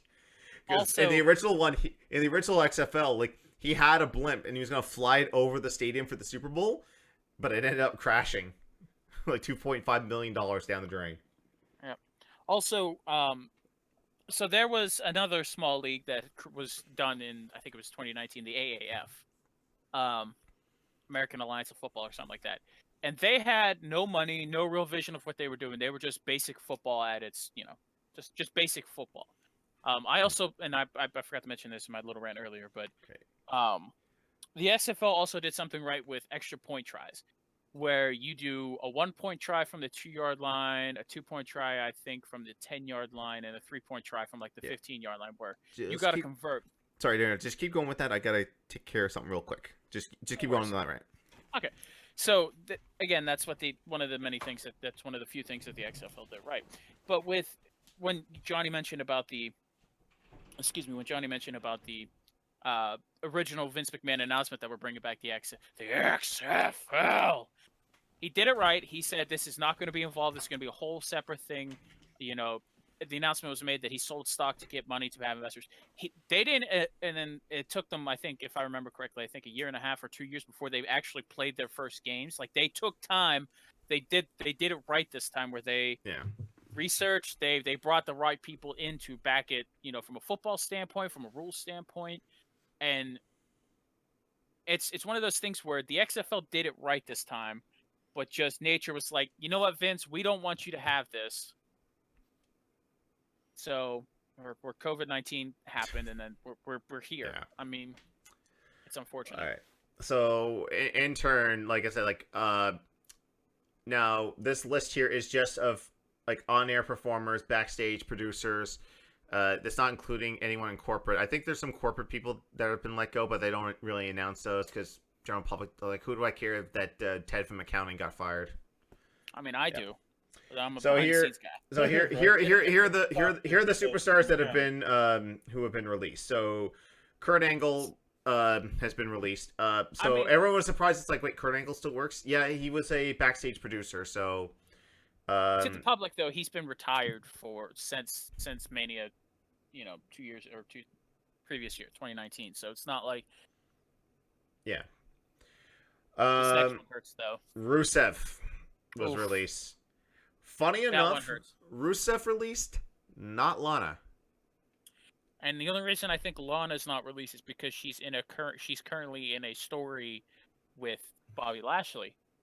If Rusev still had something going, I don't think they'd release him. But because he hasn't been on TV for what 4 or 5 months at this point, Yeah. Question is, will she leave in protest? no, she'll That's probably the questions. she'll be Let's see. yeah. Drake Maverick, the former Rockstar Spud of TNA. Yep. General And he manager was of like, 205 if you look on his Twitter, he is completely heartbroken. He apparently, like, he was just announced for the interim NXT Cruiserweight Championship match. He will still be part of that, as like I guess those were already pre-taped. These two hurt the most for me: Zack Ryder and Kurt Hawkins. Zack Ryder was there for 14 years, got himself over because the company never believed in him enough, and they still cut the legs out from underneath him. Anytime he got a push, or anytime he got himself, or when he got himself over, they found a way to halt it like immediately. Yeah. Kurt Hawkins was there for a while, and I mean, didn't really have a whole lot going on except that losing streak, but he was just like, you know what, I'm gonna take this. I mean, Right. he ran with it. You talk wrestling. I'll be right back. Okay. No worries. He made us. I saw it on Twitter. He made us care about a losing streak. Yeah. When you have like Goldberg with his undefeated streak, or Asuka, you know, we're gonna care. It's like, oh, when's this person gonna lose? But when you have us caring and giving a shit about someone on a losing streak or being winless in so many matches, like Barry Horowitz, it's a big deal when it's like, oh, they actually won a match. Oh, and it's at Mania. Okay, cool. These next two surprised the fuck out of me because they were on the Mania card. The OC, Carl Anderson and Luke Gallows are gone. The Undertaker literally killed them. Yeah. They're gone. It's another thing where with the way indie wrestling is right now, I could see why they signed new deals last year for, I think it was new 5-year deals, because do you just want to stay safe? Do you want to stay safe and occasionally wrestle for WWE, or do you want to go through the hell of doing indie shows? Next up, Heath Slater. He'll be back in a year or two to get his WWE title. Yep, he'll be jacked up and roided out, and all those people who think 3MB was a good faction, spoiler alert, it wasn't. They'll have something to cheer about. Well, you could argue it could have been, because 2 of the 3 are either current or former WWE champions. Eric Young, I mean, he hasn't been used since he got called up from NXT. Oh, like after, like, when they called up Sandy from NXT, like, everyone got the Raw deal with that. Nikki Cross is the only one that actually managed to work something out from that.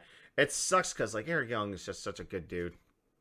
The last time I think I saw him used was when the Miz and the Fiend were going at it. Yeah. And they threw the Miz against the 3 members of Sanity, and then of course, you know, Killian Dane's back in NXT.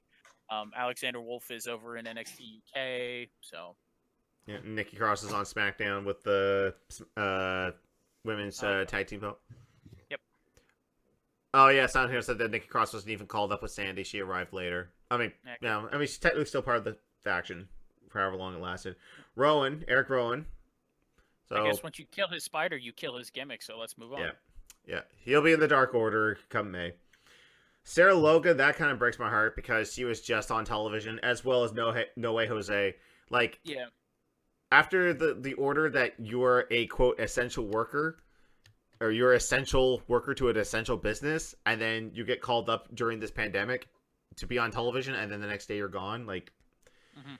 the one that hurts, I think hurts the most for a lot of people, is senior referee Mike Chioda. With the company with 31 years.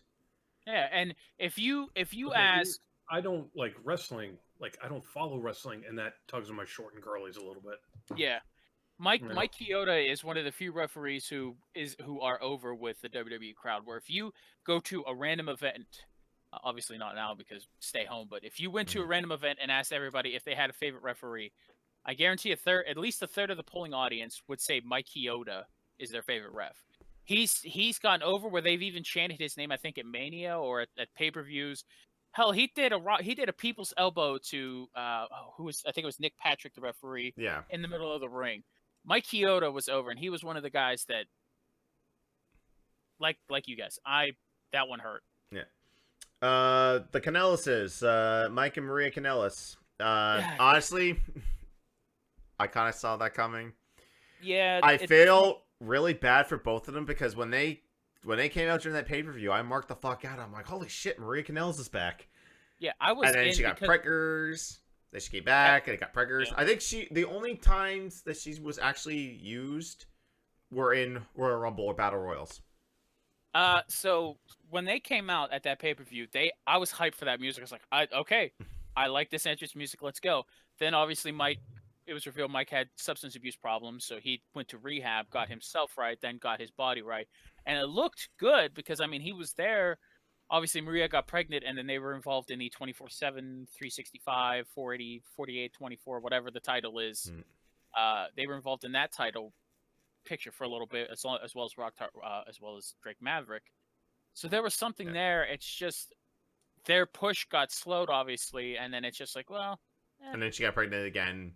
Now a lot of people are freaking out that it's like, how can you fire someone that's on maternity leave? It's like, it's not official maternity leave. There's no such thing if you're an independent contractor, quote unquote.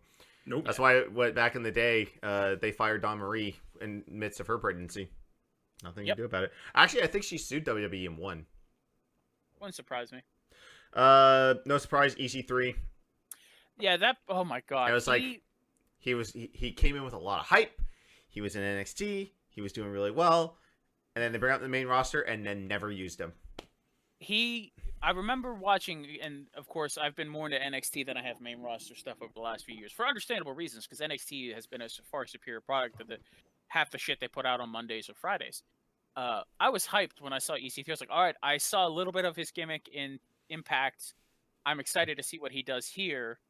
And, you could even tell, like, his original entrance or one of his first pay-per-view entrances when he's pointing at the screen to say EC3. Yeah. Versus, like, the last time he actually used his entrance. You could tell that he was checked out for it. Yeah, he was just like, just send me home.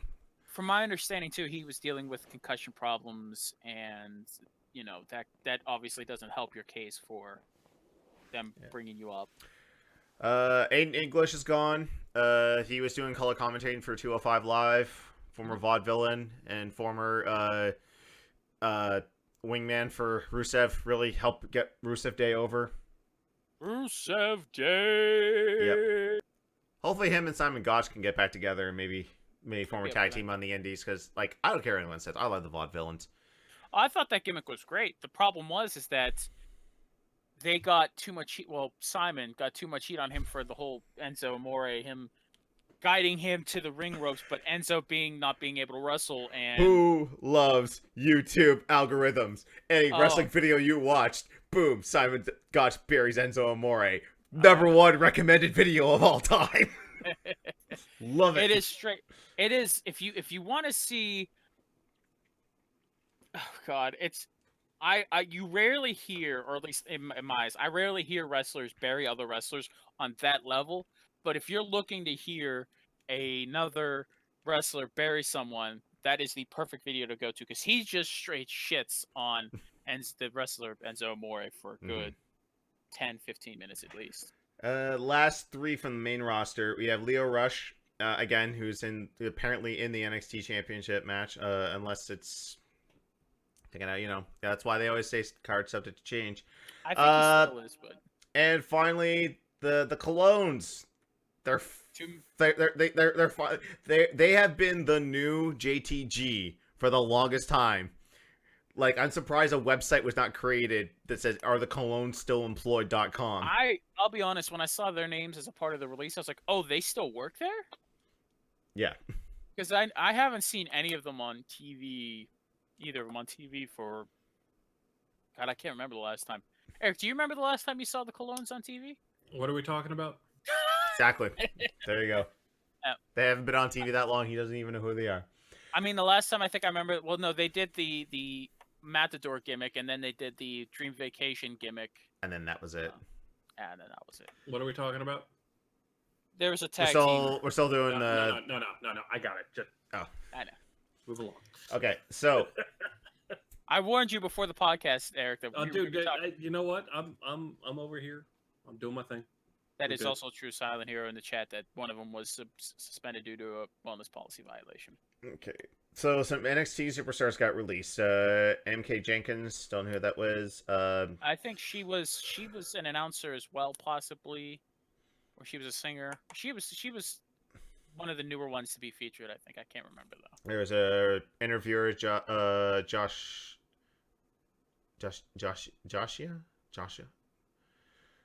I don't know. I don't, these names are hard to pronounce. There was one that has been on NXT television that's gone. And Deanna Purrazzo, who was used against for Nia Jax's first match back. Yeah, that seems to be the thing. Like you get us the main roster, squash one girl, and then you're gone. It's like, well, this is why also, Chavo Guerrero will never go back to WWE. He's just like, I'm not going to be here to put any of your token Latino flavors of the month over anymore. Yep. It comes to with Deanna that and I'm probably saying her name wrong anyways, but she had a gimmick going with Chelsea Green. They then split them up and moved Chelsea Green to the Robert Stone brand, and then just did nothing else with her. And yeah, she's been behind the scenes, obviously frustrated that she hasn't really done much. Okay, so the site I'm on doesn't have the full list of backstage producers who have been like in that mode where it's like, okay, you're not like, some of them have been fired, like some of them have been confirmed, but not a whole lot of them. But we're looking at the names of Fit Finley, Lance Storm, Sean Daivari, Shane Helms, the Hurricane, Sarah Stock, which I have to go check on one of my former indie colleagues because that's his second wife. Until I met his real wife. I don't know if it's still. It's like, it's basically like one of like the person used to run her website and all this, and right. She was Sarita in TNA. Gotcha. But she used to work around here, like locally, for a very, very long time. I'm trying to remember the other ones on the top of my head. But basically, like, these ones are going to be like, I think these ones are just going to be like kind of put on the back shelf and saying like, okay, you're not quote unquote fired. Mm-hmm. There's just no sense in paying you because we're not on the road.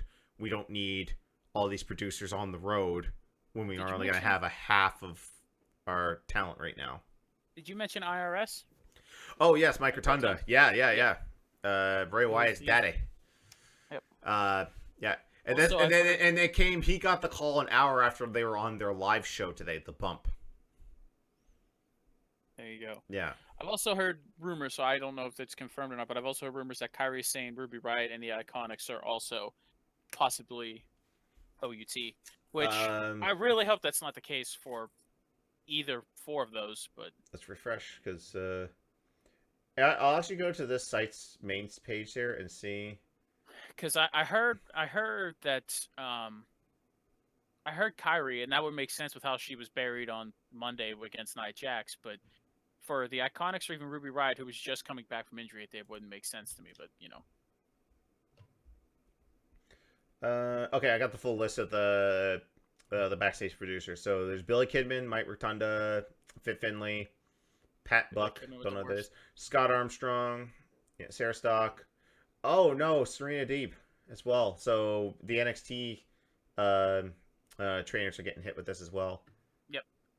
And don't be surprised if tomorrow or throughout the week there are more cuts releases as well. Now, kind of like put a stamp on this. If COVID didn't happen, I was expecting a few names on this list to get the axe, because after WrestleMania, there is a bit of spring cleaning, because they are like, that's like, basically I always treat WrestleMania as the new year, and then, or the season finale of WWE, and then we move into the next premiere, and then that's when you kind of have to like, okay, we're not really doing anything with this, let's kind of, let them go, maybe bring some other people in. It's a good rotation. It's like how off seasons are in professional sports, where, okay, well, we didn't like how you performed this year, we're going to release you from your contract. But with WWE, because it's year round, you can't just be like, okay, well, we're going to release these guys and we'll bring these people in. You're like, okay, well, we're just going to cut these folks, but the show's going to continue. Yeah. I mean, this is a pretty, like, this has been like the most firings in one day in WWE history. Like, there have been they infamously do them on Fridays, like right before the weekend, so that they don't go like on the live tours. but like it's usually like considered Black Fridays in WWE. This has been the biggest one in company history. Now, I hope to God that once this blows over, COVID-19, and people are allowed to go back in bigger groups, and then they can start touring again, that maybe they'll bring some of these people back. I know that some of the producers they'll bring back, but I hope they can bring some of the workers back. Because, holy crap. Oh, yeah, Silent Hero said, too, that they fired one of the writers that was part of the Otis and Mandy storyline.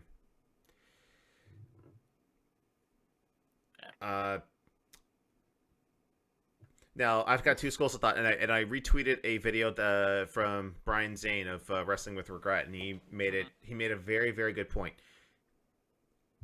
A lot of us like to play Armchair CEO, and it's like, well, you really can't do this because guess what? With their television deals, they have a surplus of $500 million in like safety. Why is that not going to your employees? Because apparently, operating costs for WWE, 10% of their earnings goes towards their actual performers, and the rest goes to obviously the executives and the people in the office, and the McMahons take their big chunk, right? Oh yeah.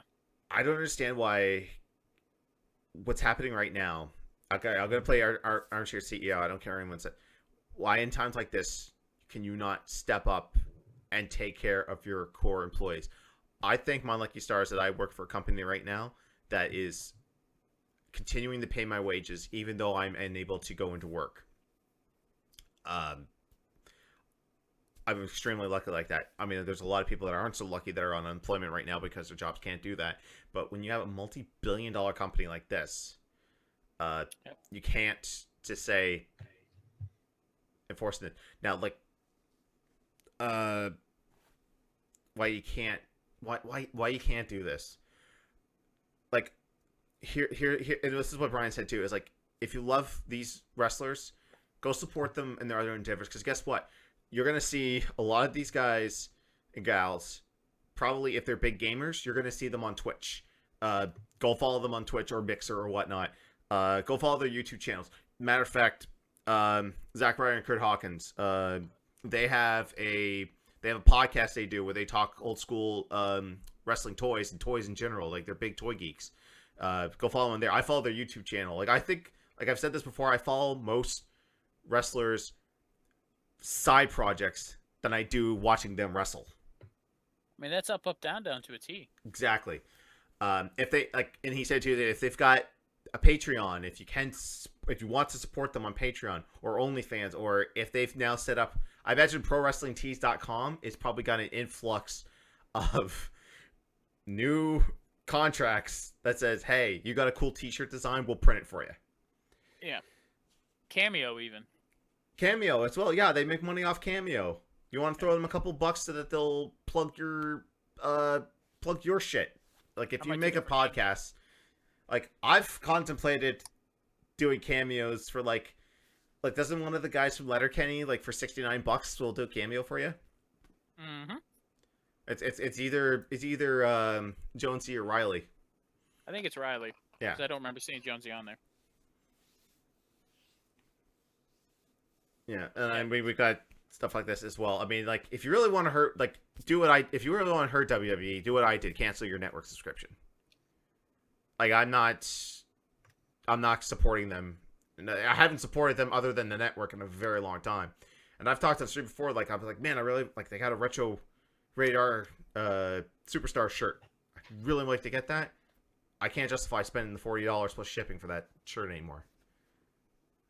So, it's a lot longer. I wanted to stick on the topic, but I knew we were going to talk about it for a while. But yeah, it's a bad day. Sorry. Oh, hey, Eric, welcome back. Oh, thanks. We're done wrestling. We're talking wrestling. Oh, good. Okay. It made me laugh because when we talked about when we originally talked about who was going to be on the podcast, Johnny was like, "Hey, Eric, Jimbo, do you guys want to be on?" I'm like, "Yeah, sure." And then the news broke today about all the wrestlers being released. I was like, "Oh, Eric, in my head, I was like, oh, I'm so sorry." Yeah, we like. I'm just gonna do it. Yeah. Just do what I always do. Yeah. Like, all right. Like, we're I'm just gonna be. Yeah, I mean, we're primarily like gaming, but like, come on, we love We're wrestling nerds. too. Yeah, We're nerds. Yeah. Yeah. And wrestling, it's part of nerd culture now. Oh yeah. Like, I can't say, like, the I'll conventions, acknowledge it. the conventions I go to, there's, like, a big emphasis now on, like, people who usually go as, someone from Star Trek or Star Wars or a video game or a comic book or anime. There have been, at the last con I went to, there was a ton of people cosplaying wrestlers. Like, there was a girl cosplaying as Becky Lynch, and she had the Becky 2 belts. There was a guy as, like, Jericho's new persona in AEW. And, like, when people didn't get his costume, he put them on the list. He had a list of Jericho. And I'm like, I still want to do this next year. Like, I still want to cosplay a wrestler next year because it's starting to become... Shiny shorts. You gotta do shiny. Oh, I can't do mine. Like, it was like, who are you? It was like, I'm me. I'm my OC wrestler. Which, in fact, if it wasn't for my shoulders and the fact that everything else on my body is fucked, I would probably be doing real wrestling, real pro wrestling. Yeah. All right. Well, we've extended that for quite a while, but it's time to go on to the segment where we see if Hollywood can replicate what video game companies have done for years. Sometimes good, sometimes bad, sometimes what we're about to witness now. It's time for Video Games, the Movie, the Game, the Review!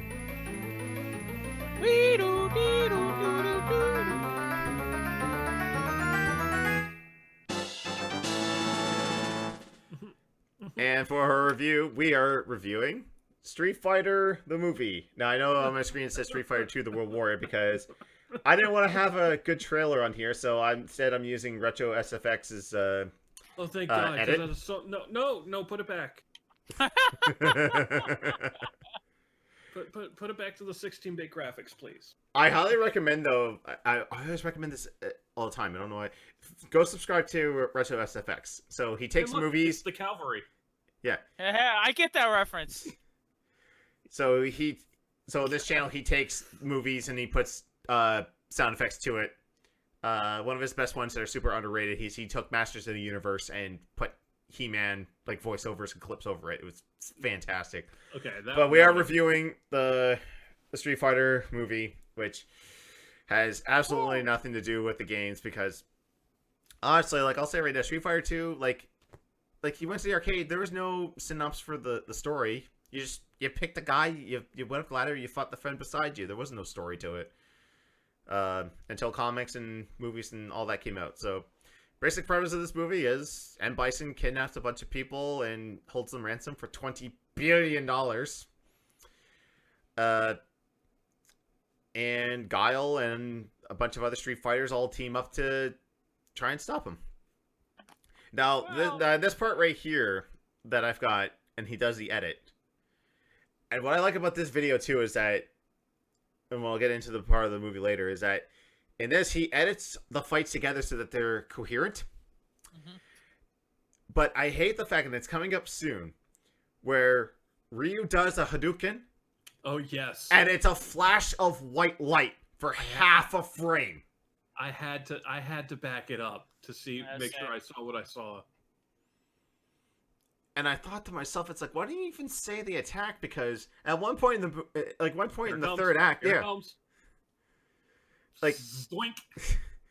Like at Sorry, one point in the movie, at one point, Cammy, like when she's attacking a guy, says thrust kick. I'm like, wait, you're calling out your attacks? So it's funny you say thrust kick. If you look at when I watched it with subtitles on because I wanted. She said the subtitles take it as rough kick. Oh, okay. Yeah. This whole, as someone who has played Street Fighter games, has kind of an idea of the lore a little bit at least. I was like, okay, is Guile the main person? Am I looking at Chun-Li as the main person? Like, where the hell is this? Right, where am I?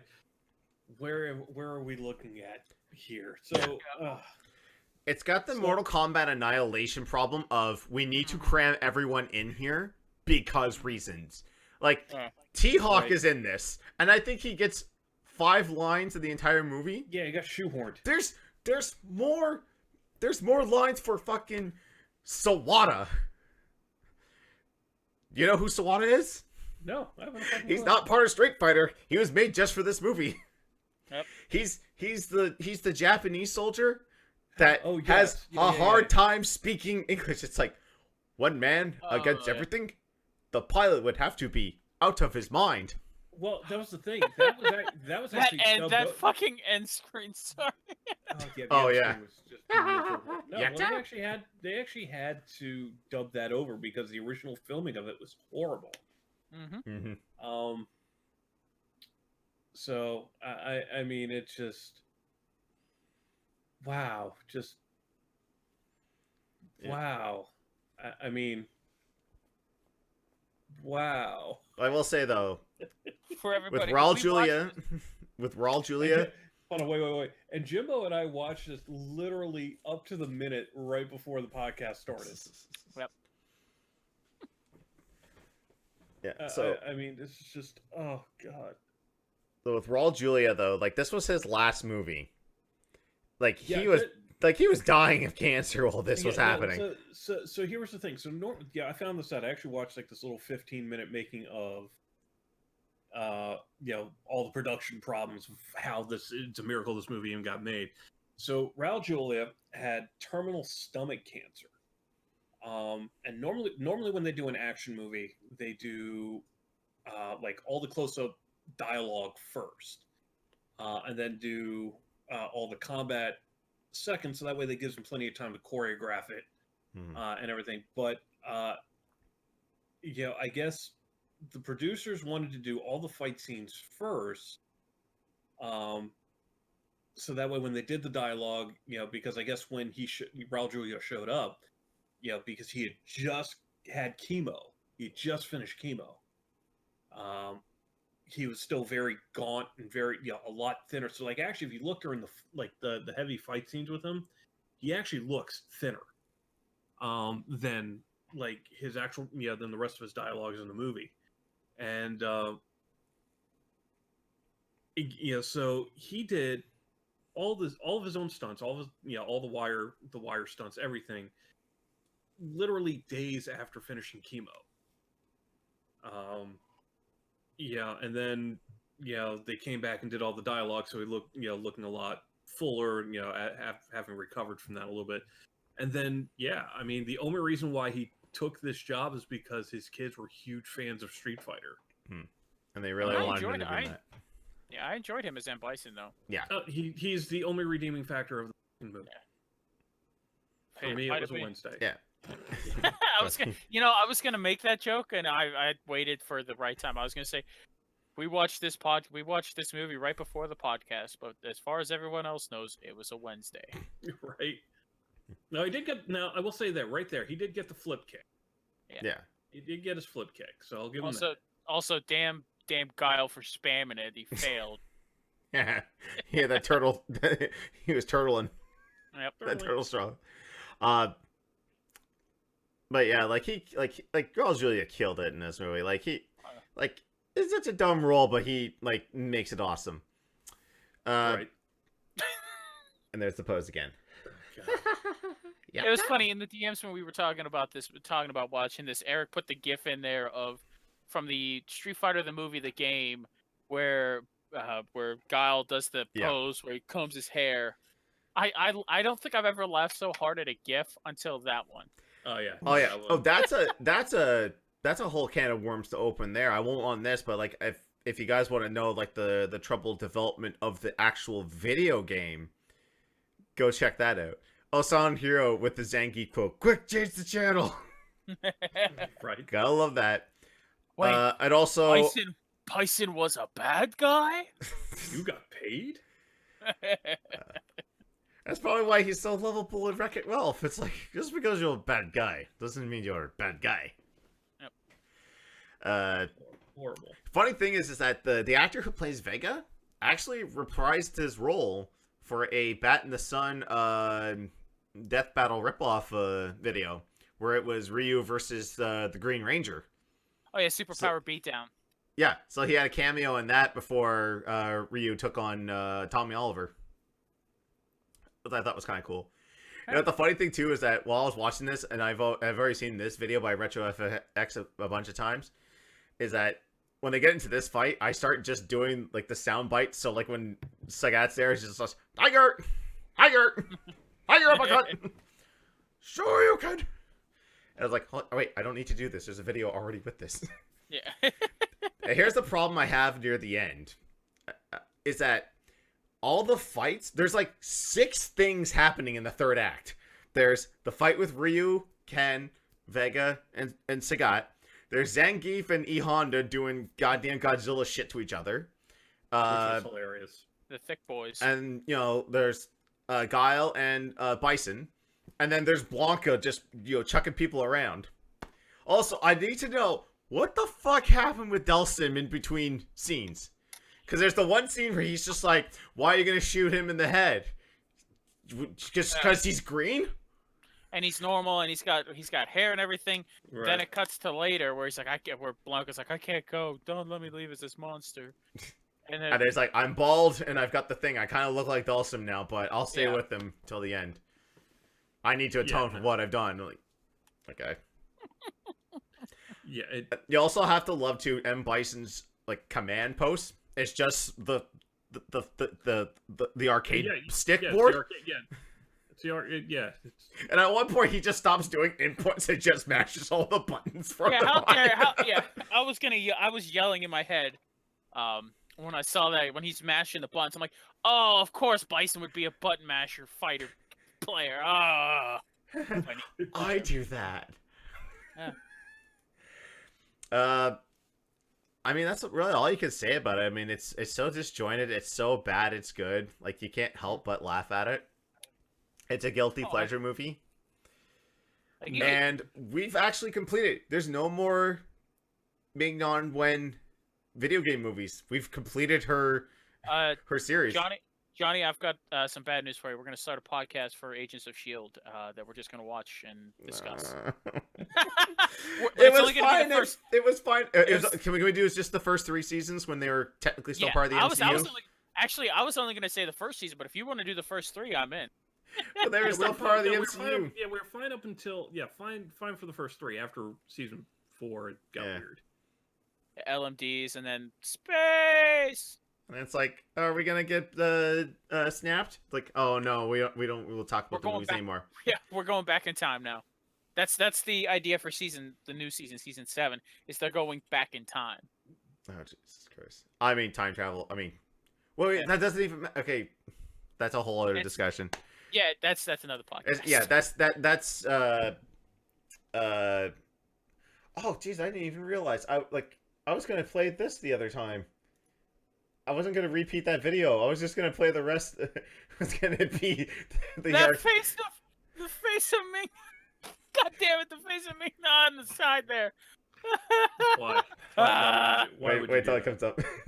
Yeah, I'll briefly talk about this. So, like, during the movie, in between takes, they would call the actors over with their costumes on to do the digitization of the characters, so that you would get Street Fighter the movie, the game, which is a hybrid of Street Fighter and Mortal Kombat. So digitized actors, but doing Street Fighter inputs. But this game was so bad that when they poured it to home console, like, the team that actually did Street Fighter proper had to like recode the game so that it was actually playable. This is a like, hunkin' mess.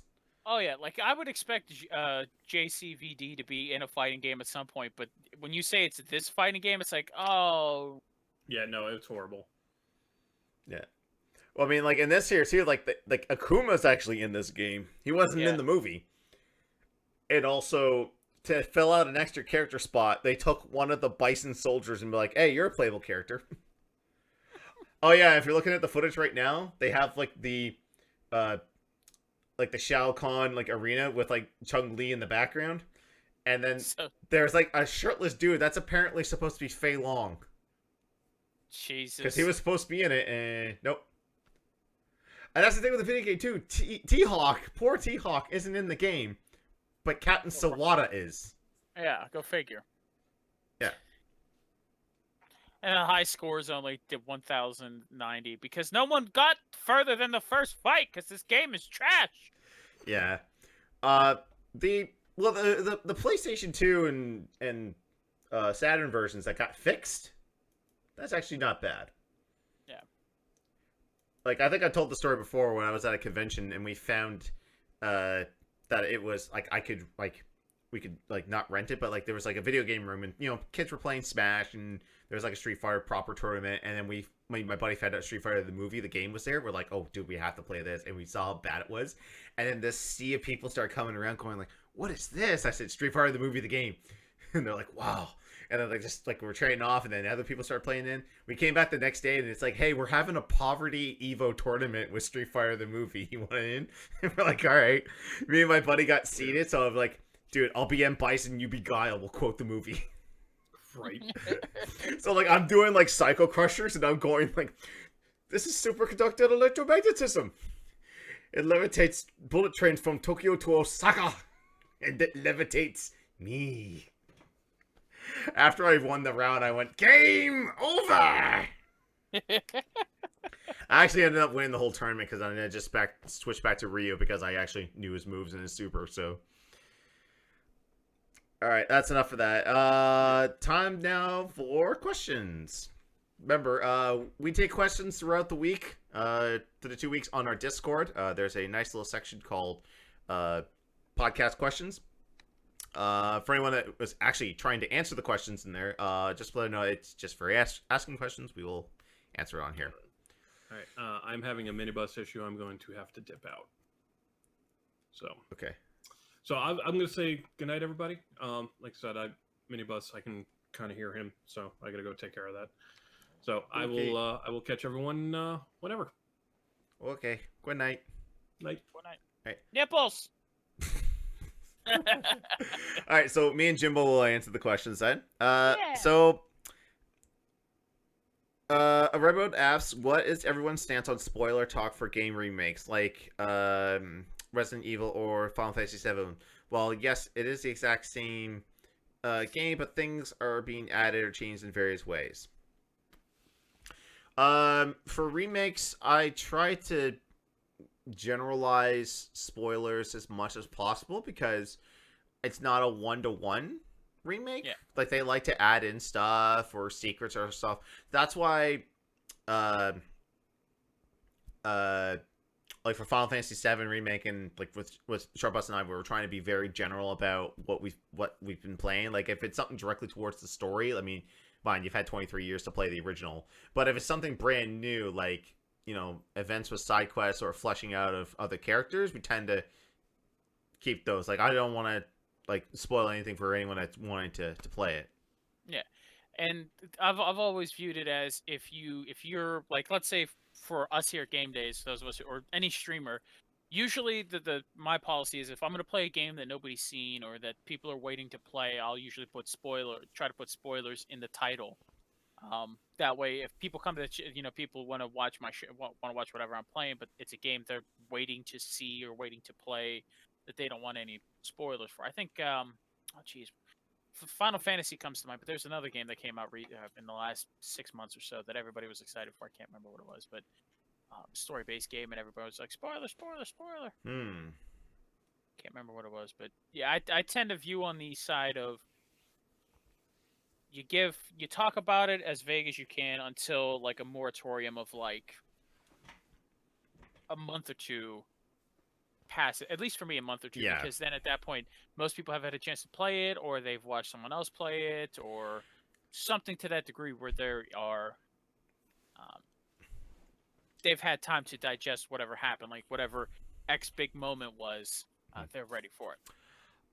I would say in the realm of Final Fantasy VII Remake, I would give people at least 2 months because even though there's a lot of padding and it's not the whole experience, it's still going to take people a long time to go through there. I've half tempted, like I know Vicky, G1 Hyper Combo, has finished it.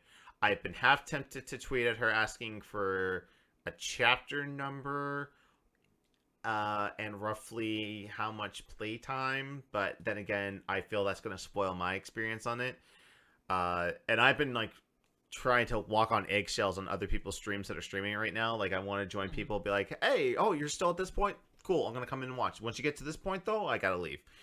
I know there's someone who actually like put the ending up on their YouTube as a discussion, and I'm just like, please put a non-spoilery thumbnail. I don't know if she did or not, but But then there's like, even going to the Twitch front page, it's navigating Oh, it. yeah. I went in and I saw something that was like 10 or 20 minutes ahead of what I was doing, and I was like, I'm not ready for this. I was like, clicked away real quick, and I was like, oh no. But yeah, it's like for Final Fantasy, I'd say give it at least a couple months. Yeah. For most like new AAA titles that, for new AAA titles that are just new games as well, I would give it some time. Yeah. Donut asks, for those who saw both of these, what do you think was better, the Boneyard match or the Firefly Funhouse match? And Eric, I wanted Eric's opinion on this. No, it's. I think each brought their own great aspects to what both of those matches were. The theatrics of it. I like this version of the Undertaker where he was talking shit the whole time to AJ, Mm-hmm. and like AJ was like, "Oh no, I'm sorry." He's like, "No, no, no. You wanted to call me out. You wanted the big dog. You wanted the Undertaker. Now you got the Undertaker." Mm-hmm. It's like a lot of people did not like Biker Taker, but like that's actually where my resurgence of love of professional wrestling came back, because like I'd watched it as a kid, like, you know, the Hogan era and then the new generation, even though it wasn't crap to me because I was young. What do I know? Because of where my living conditions, I never watched the Attitude Era. So I don't have rose-colored goggles on anytime anyone talks about it. I go look at the Attitude Era and I'm like, okay, besides Austin, Rock, Triple H, Mankind, and then Taker, everything else was shit. Yeah, like the mid-Carter scene was just like, and like, I watched like the one Raw that I watched like on the network from beginning to end, retro wise, was I wanted to see the night Mick Foley won the title because that's so influential. You know, like Shivani said, you know, people to turn to the channel.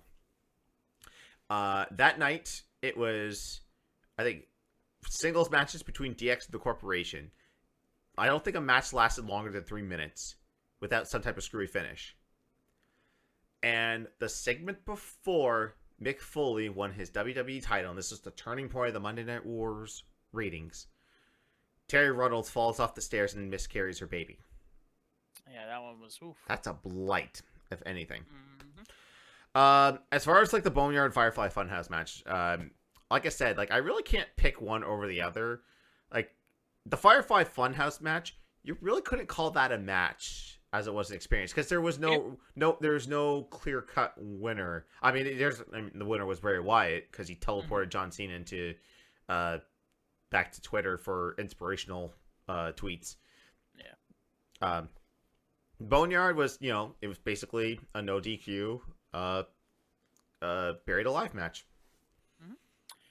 Each one brought its own aspects, and I Yeah. think that more so the Funhouse match was more of a career retrospective kind of thing for John Cena's career, or just things. You know, it was a nice alternative, because I imagine if this is a regular Mania, if everything that's happening in the world isn't happening, this is a regular Mania. That match is under red light, and it's the Fiend the whole time, and it's not an enjoyable match.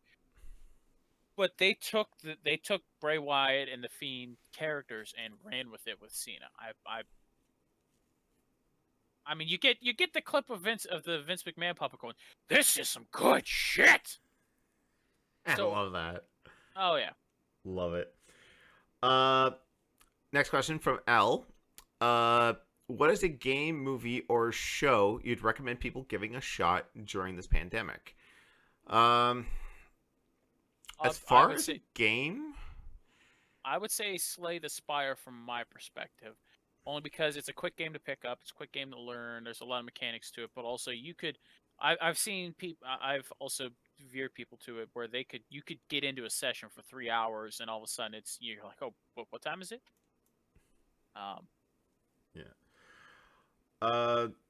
For me, honestly, anything that you have on your backlog, really. Like, if you've got a game that you've been just sitting on that you're just like, I don't have the time to play it, now I do, just go ahead and play that. Like, that's basically how I've been treating, like, my extended streams now, is just like, I've got time to, like, put more time into the single-player stuff that I've wanted to play for the longest time. Like, 3D Dot Game Heroes, I don't know if I would ever get around to doing that if it wasn't for this. So I can't say anything specific, but just like I mean, if you've got Game Pass or any subscription service and there's a game that you've been wanting to play, just take the time. For shows, I was gonna make a joke and say Doritos Crash Course 2. For shows, I mean, we referenced it here on Game Days and other channels. I would say Letterkenny, give that a chance if you haven't already. Yep. If you have access to Hulu or Crave. Yep. If you're into pro wrestling, I would recommend also on Crave and on Vice in the States, Dark Side of the Ring. 100%, yeah. It's such a well-produced non-WWE documentary series, which I'm surprised they can get away with as much WWE footage as they show. I'm sure there was some talks, behind the scenes about how much they were going to use. Yeah, the Benoit one is an interesting watch, as you get two fresh perspective on it, with being the family of the victims that you don't necessarily see. Benoit's surviving son and Nancy's sister. It gives you another douchebaggy perspective on the WWE, where they're just like, we don't want anything to do with you. We know you had nothing to do with it, but we're just nothing. Exactly. And where men's and if you see the Brawl for All episode, I mean, yeah, I've seen that. It's nothing new. I haven't seen from like other content creators covering the topic. And okay, we get the whole I want to, like Jim Cornette saying I want to kill Vince Russo, and Vince Russo says, I don't know why he's mad at me. It's just wrestling, bro. It's like, yeah, well, that's my life, you dumb motherfucker. Exactly. I've as far as shows, other shows for me.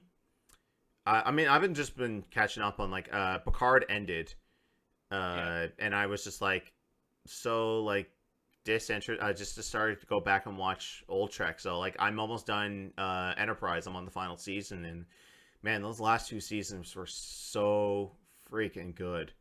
It's criminal that show had to get canceled, and that shitty finale where it's like, oh, it's a TNG episode now. It's like, I like TNG, but you're basically telling me that these characters don't matter anymore. Yeah. I would love I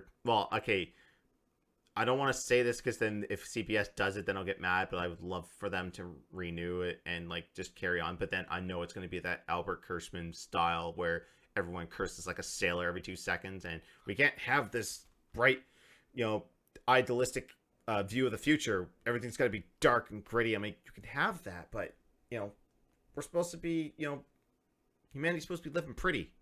We're not supposed to have war, or hunger, or famine. We're not supposed to be talking about or replicate our food, eating like brown shit. As far as movies go, I don't have any recommendations. Let's see. I mean, I'm legitimately trying to remember the last movie I went to see in theaters. Oh, it's been a while. Even before the COVID-19. Last one I saw in theaters was Sonic. I think the last one I saw was John Wick 3. Which, if you have a chance, if you're big into action and you haven't already, I would say good. Obviously John Wick, the John Wick trilogy, it's a good go-to point. This is going to be really, really, really odd left field, but I don't know if it will be available in States Netflix. But there's 3 of them now. It's called After Porn Ends. It's a documentary series where they interview current and former porn stars, just talking about the money and all that comes into it, but then how some of them are still well off after it's done, and then you look at others, I think it's Janine. You would recognize her. She was in the What's My Age Again music video for Blink-182. She's the cover girl for that album. And she was in the adult industry. She was married to Jesse James, and then Sandra Bullock came along, and there was a messy divorce. Sandra took her kids away from her because the judge looked at her and just like, what kind of mother are you? You're covered in tattoos and you do pornography. I'm giving full custody to them. And it just breaks your heart. Like, if you're ever curious about that, I know porn's kind of a touchy subject with a lot of people, but those films are an interesting watch. Kind of to show you they're real people. Yeah, exactly. All right, moving on. Garfield asks, have you found that since isolation has started, have you been socializing more in games and streams? Abso-freaking-lutely. I've been going to way more streams because, and I told the Mighty Mike this the other day. He's doing Pokemon Gold right now. And I said, dude, this has been, the first time I've been able to catch your streams because I'm at work when you're streaming. I've been kind of surprised, though, a lot of numbers haven't really jumped up for a lot of streamers. You would think that with isolation, it'd be hey, it's the perfect time for me to actually get into a Game Attack stream or into Johnny stream or Jimbo stream or Eric stream or whatever. I don't really see a whole lot of that. I'd like to see that more, but yeah, streams have been catching a lot more, and actually, instead of just lurking, I'm actually chatting and cracking jokes and all that. So, 100%. For games, yes. Once again, when Eric's streaming, it's sometimes I'm cooped up here. I've got nothing to do, so I'll hop on the Xbox Live chat and chat with them. I'll probably pop in a game he's not playing. If it's something addition to me, I'll pop in and play with him. But I'll usually go off and do something else. It's I'll just pop in Star Trek Online, get some quests done, and I'll just chat with him and his chat as we go along. I mean, I haven't been streaming since the isolation started, but that's because I wanted to support other streamers who are who aren't as lucky. Like you mentioned yourself, Johnny, that you're still getting paid even though you're not working. Mm-hmm. My job's still. I mean, I've reduced hours, but my job is still there.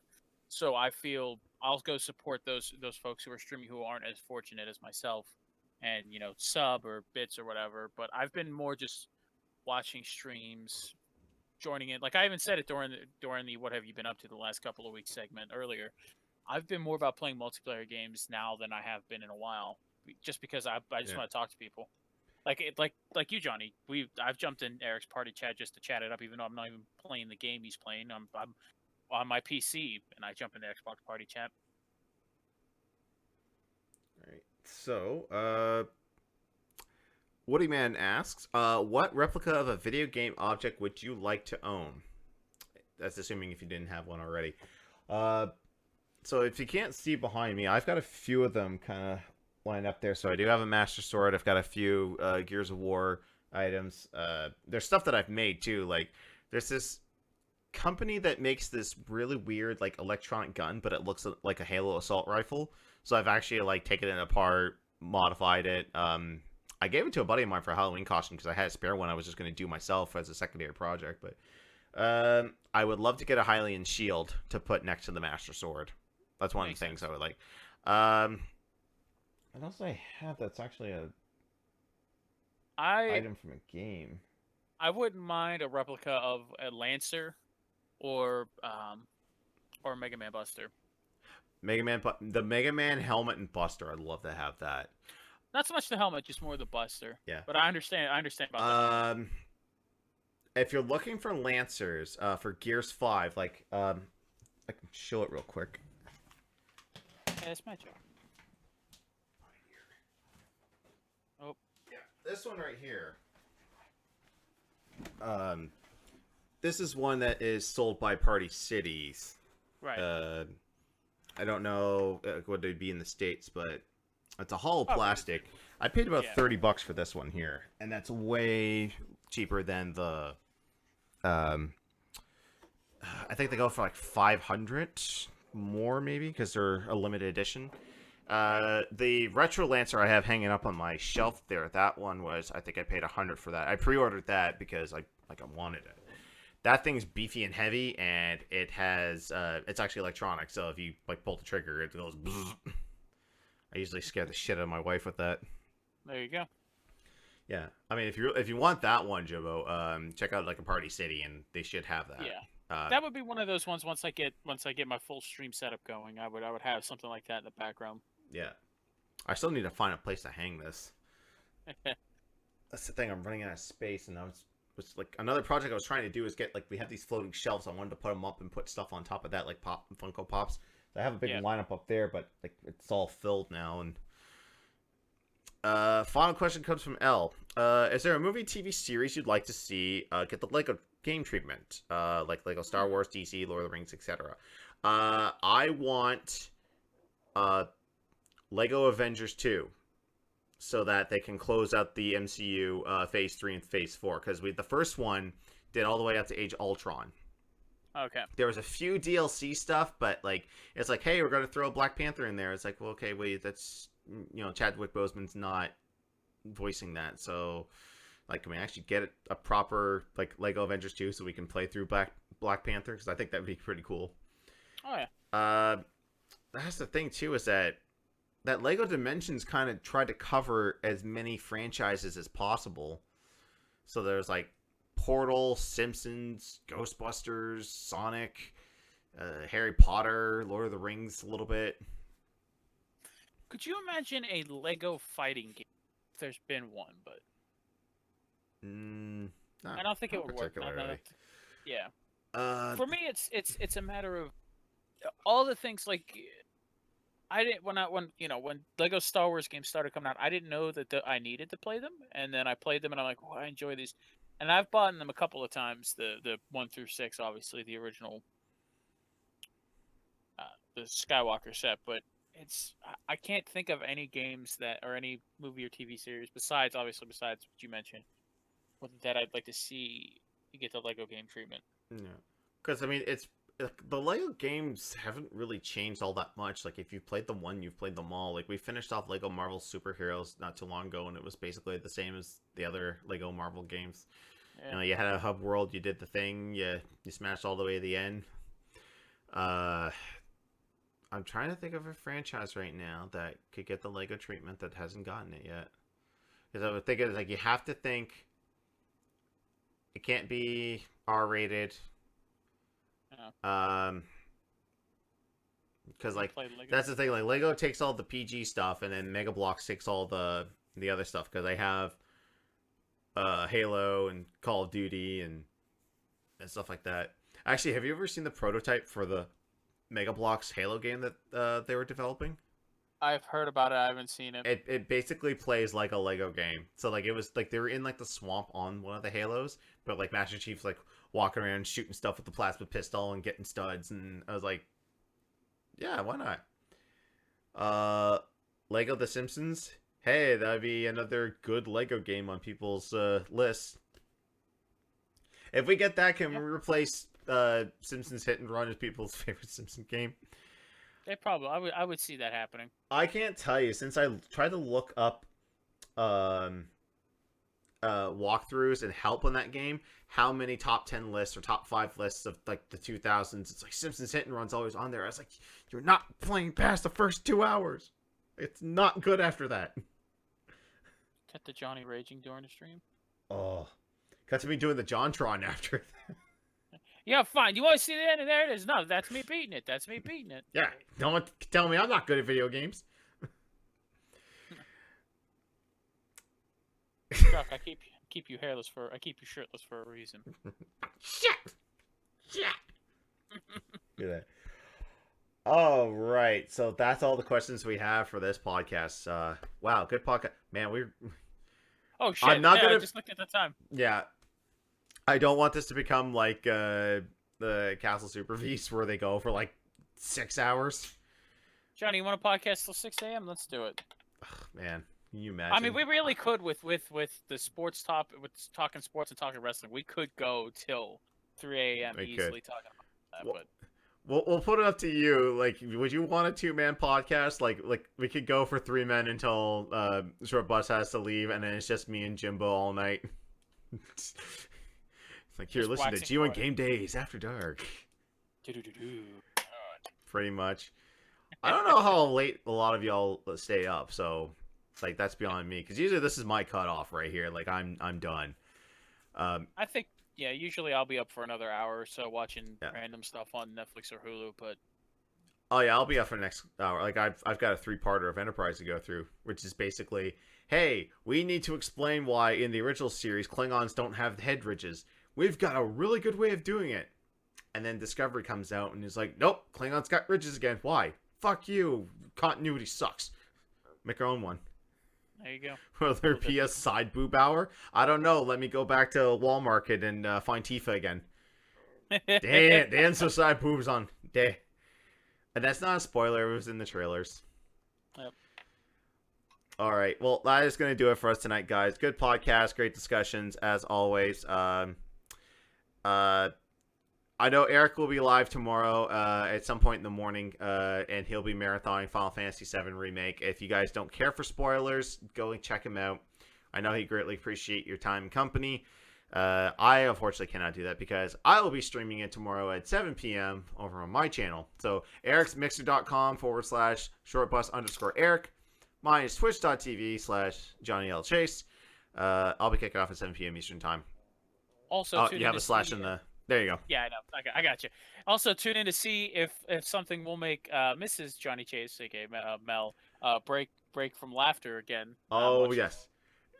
I forgot. I haven't been doing it as frequently. I really should get back to my moment of Zens by putting up the best clips. Oh, yeah. And it's not a spoiler because it's in the original game, but like when you get the dress on Cloud, she lost her shit. She's like, I love that dress. I said, are you gonna cross-play Cloud? and you didn't see it afterward. She like we took a break. She went to the washroom, and like I brought it up again. She like fell to the ground and like started crying, laughing. Like it broke her. Like, she's been a whirlwind of emotions. Like, oh, I forgot to mention on for a week. We finally watched Toy Story 4. Oh, okay. I got a little misty-eyed. I'll be honest. It's not as bad as with Logan or Endgame.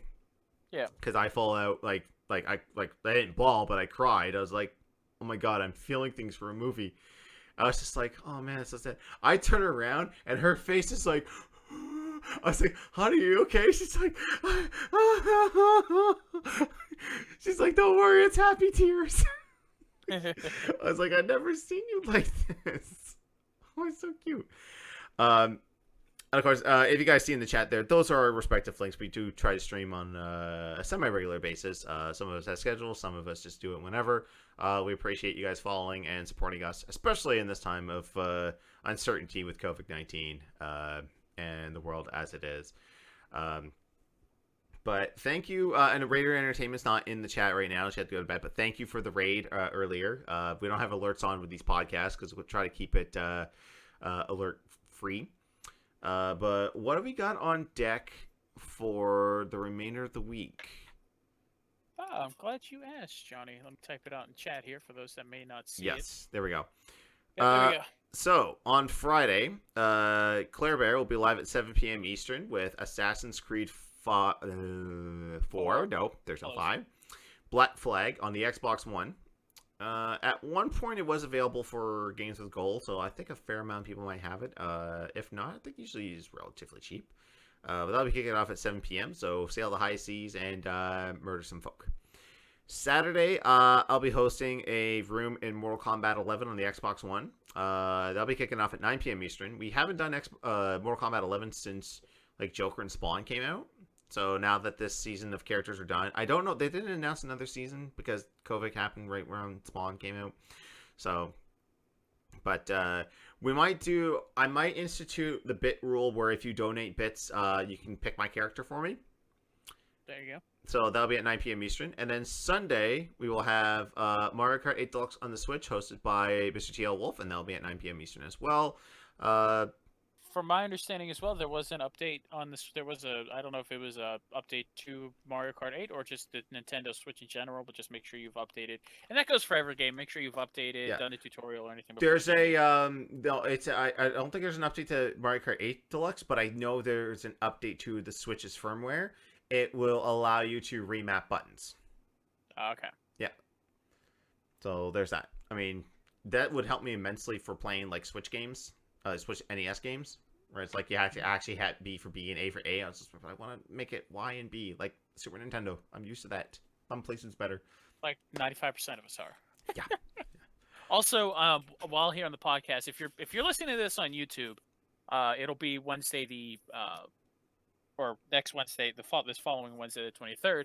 But if you're watching this now and you are live with us, next Wednesday, the 23rd, myself, Johnny Chase, Melanie, aka Relic Raider, Shortbus Eric, and Woody Man are going to jump back into Minecraft Monopoly. This will be part 3 in our series from Extra Life 2018. Tune in to see how they break me again on Wednesday. I'm sure something will happen, whether it's cookie related or Giving something Colossus new. a giant dong. Yeah, I haven't erased that, by the way. That's still sitting there. I couldn't bring. I thought about it because I was going through editing some stuff and checking some stuff out, and I legitimately thought about erasing it out. I'm like, you know what? I can't erase that because that was such a funny moment when that showed up. But yeah, that'll be next Wednesday, the 23rd at 9 p.m. Okay. This will mean nothing for people on YouTube, but here on Twitch, I think we're going to do a raid. I think I'll send you over to Game Attack, who are still currently playing through FS7 Remake. They're not that far into the game, so if you're not into spoilers, you can keep in tune with that. But we're going to call it a night. Thank you guys so much for watching, hanging out, and chatting, and listening to us ramble for 2.5 hours. The podcast will be back in 2 weeks. Until then, have yourselves a good night, and stay safe.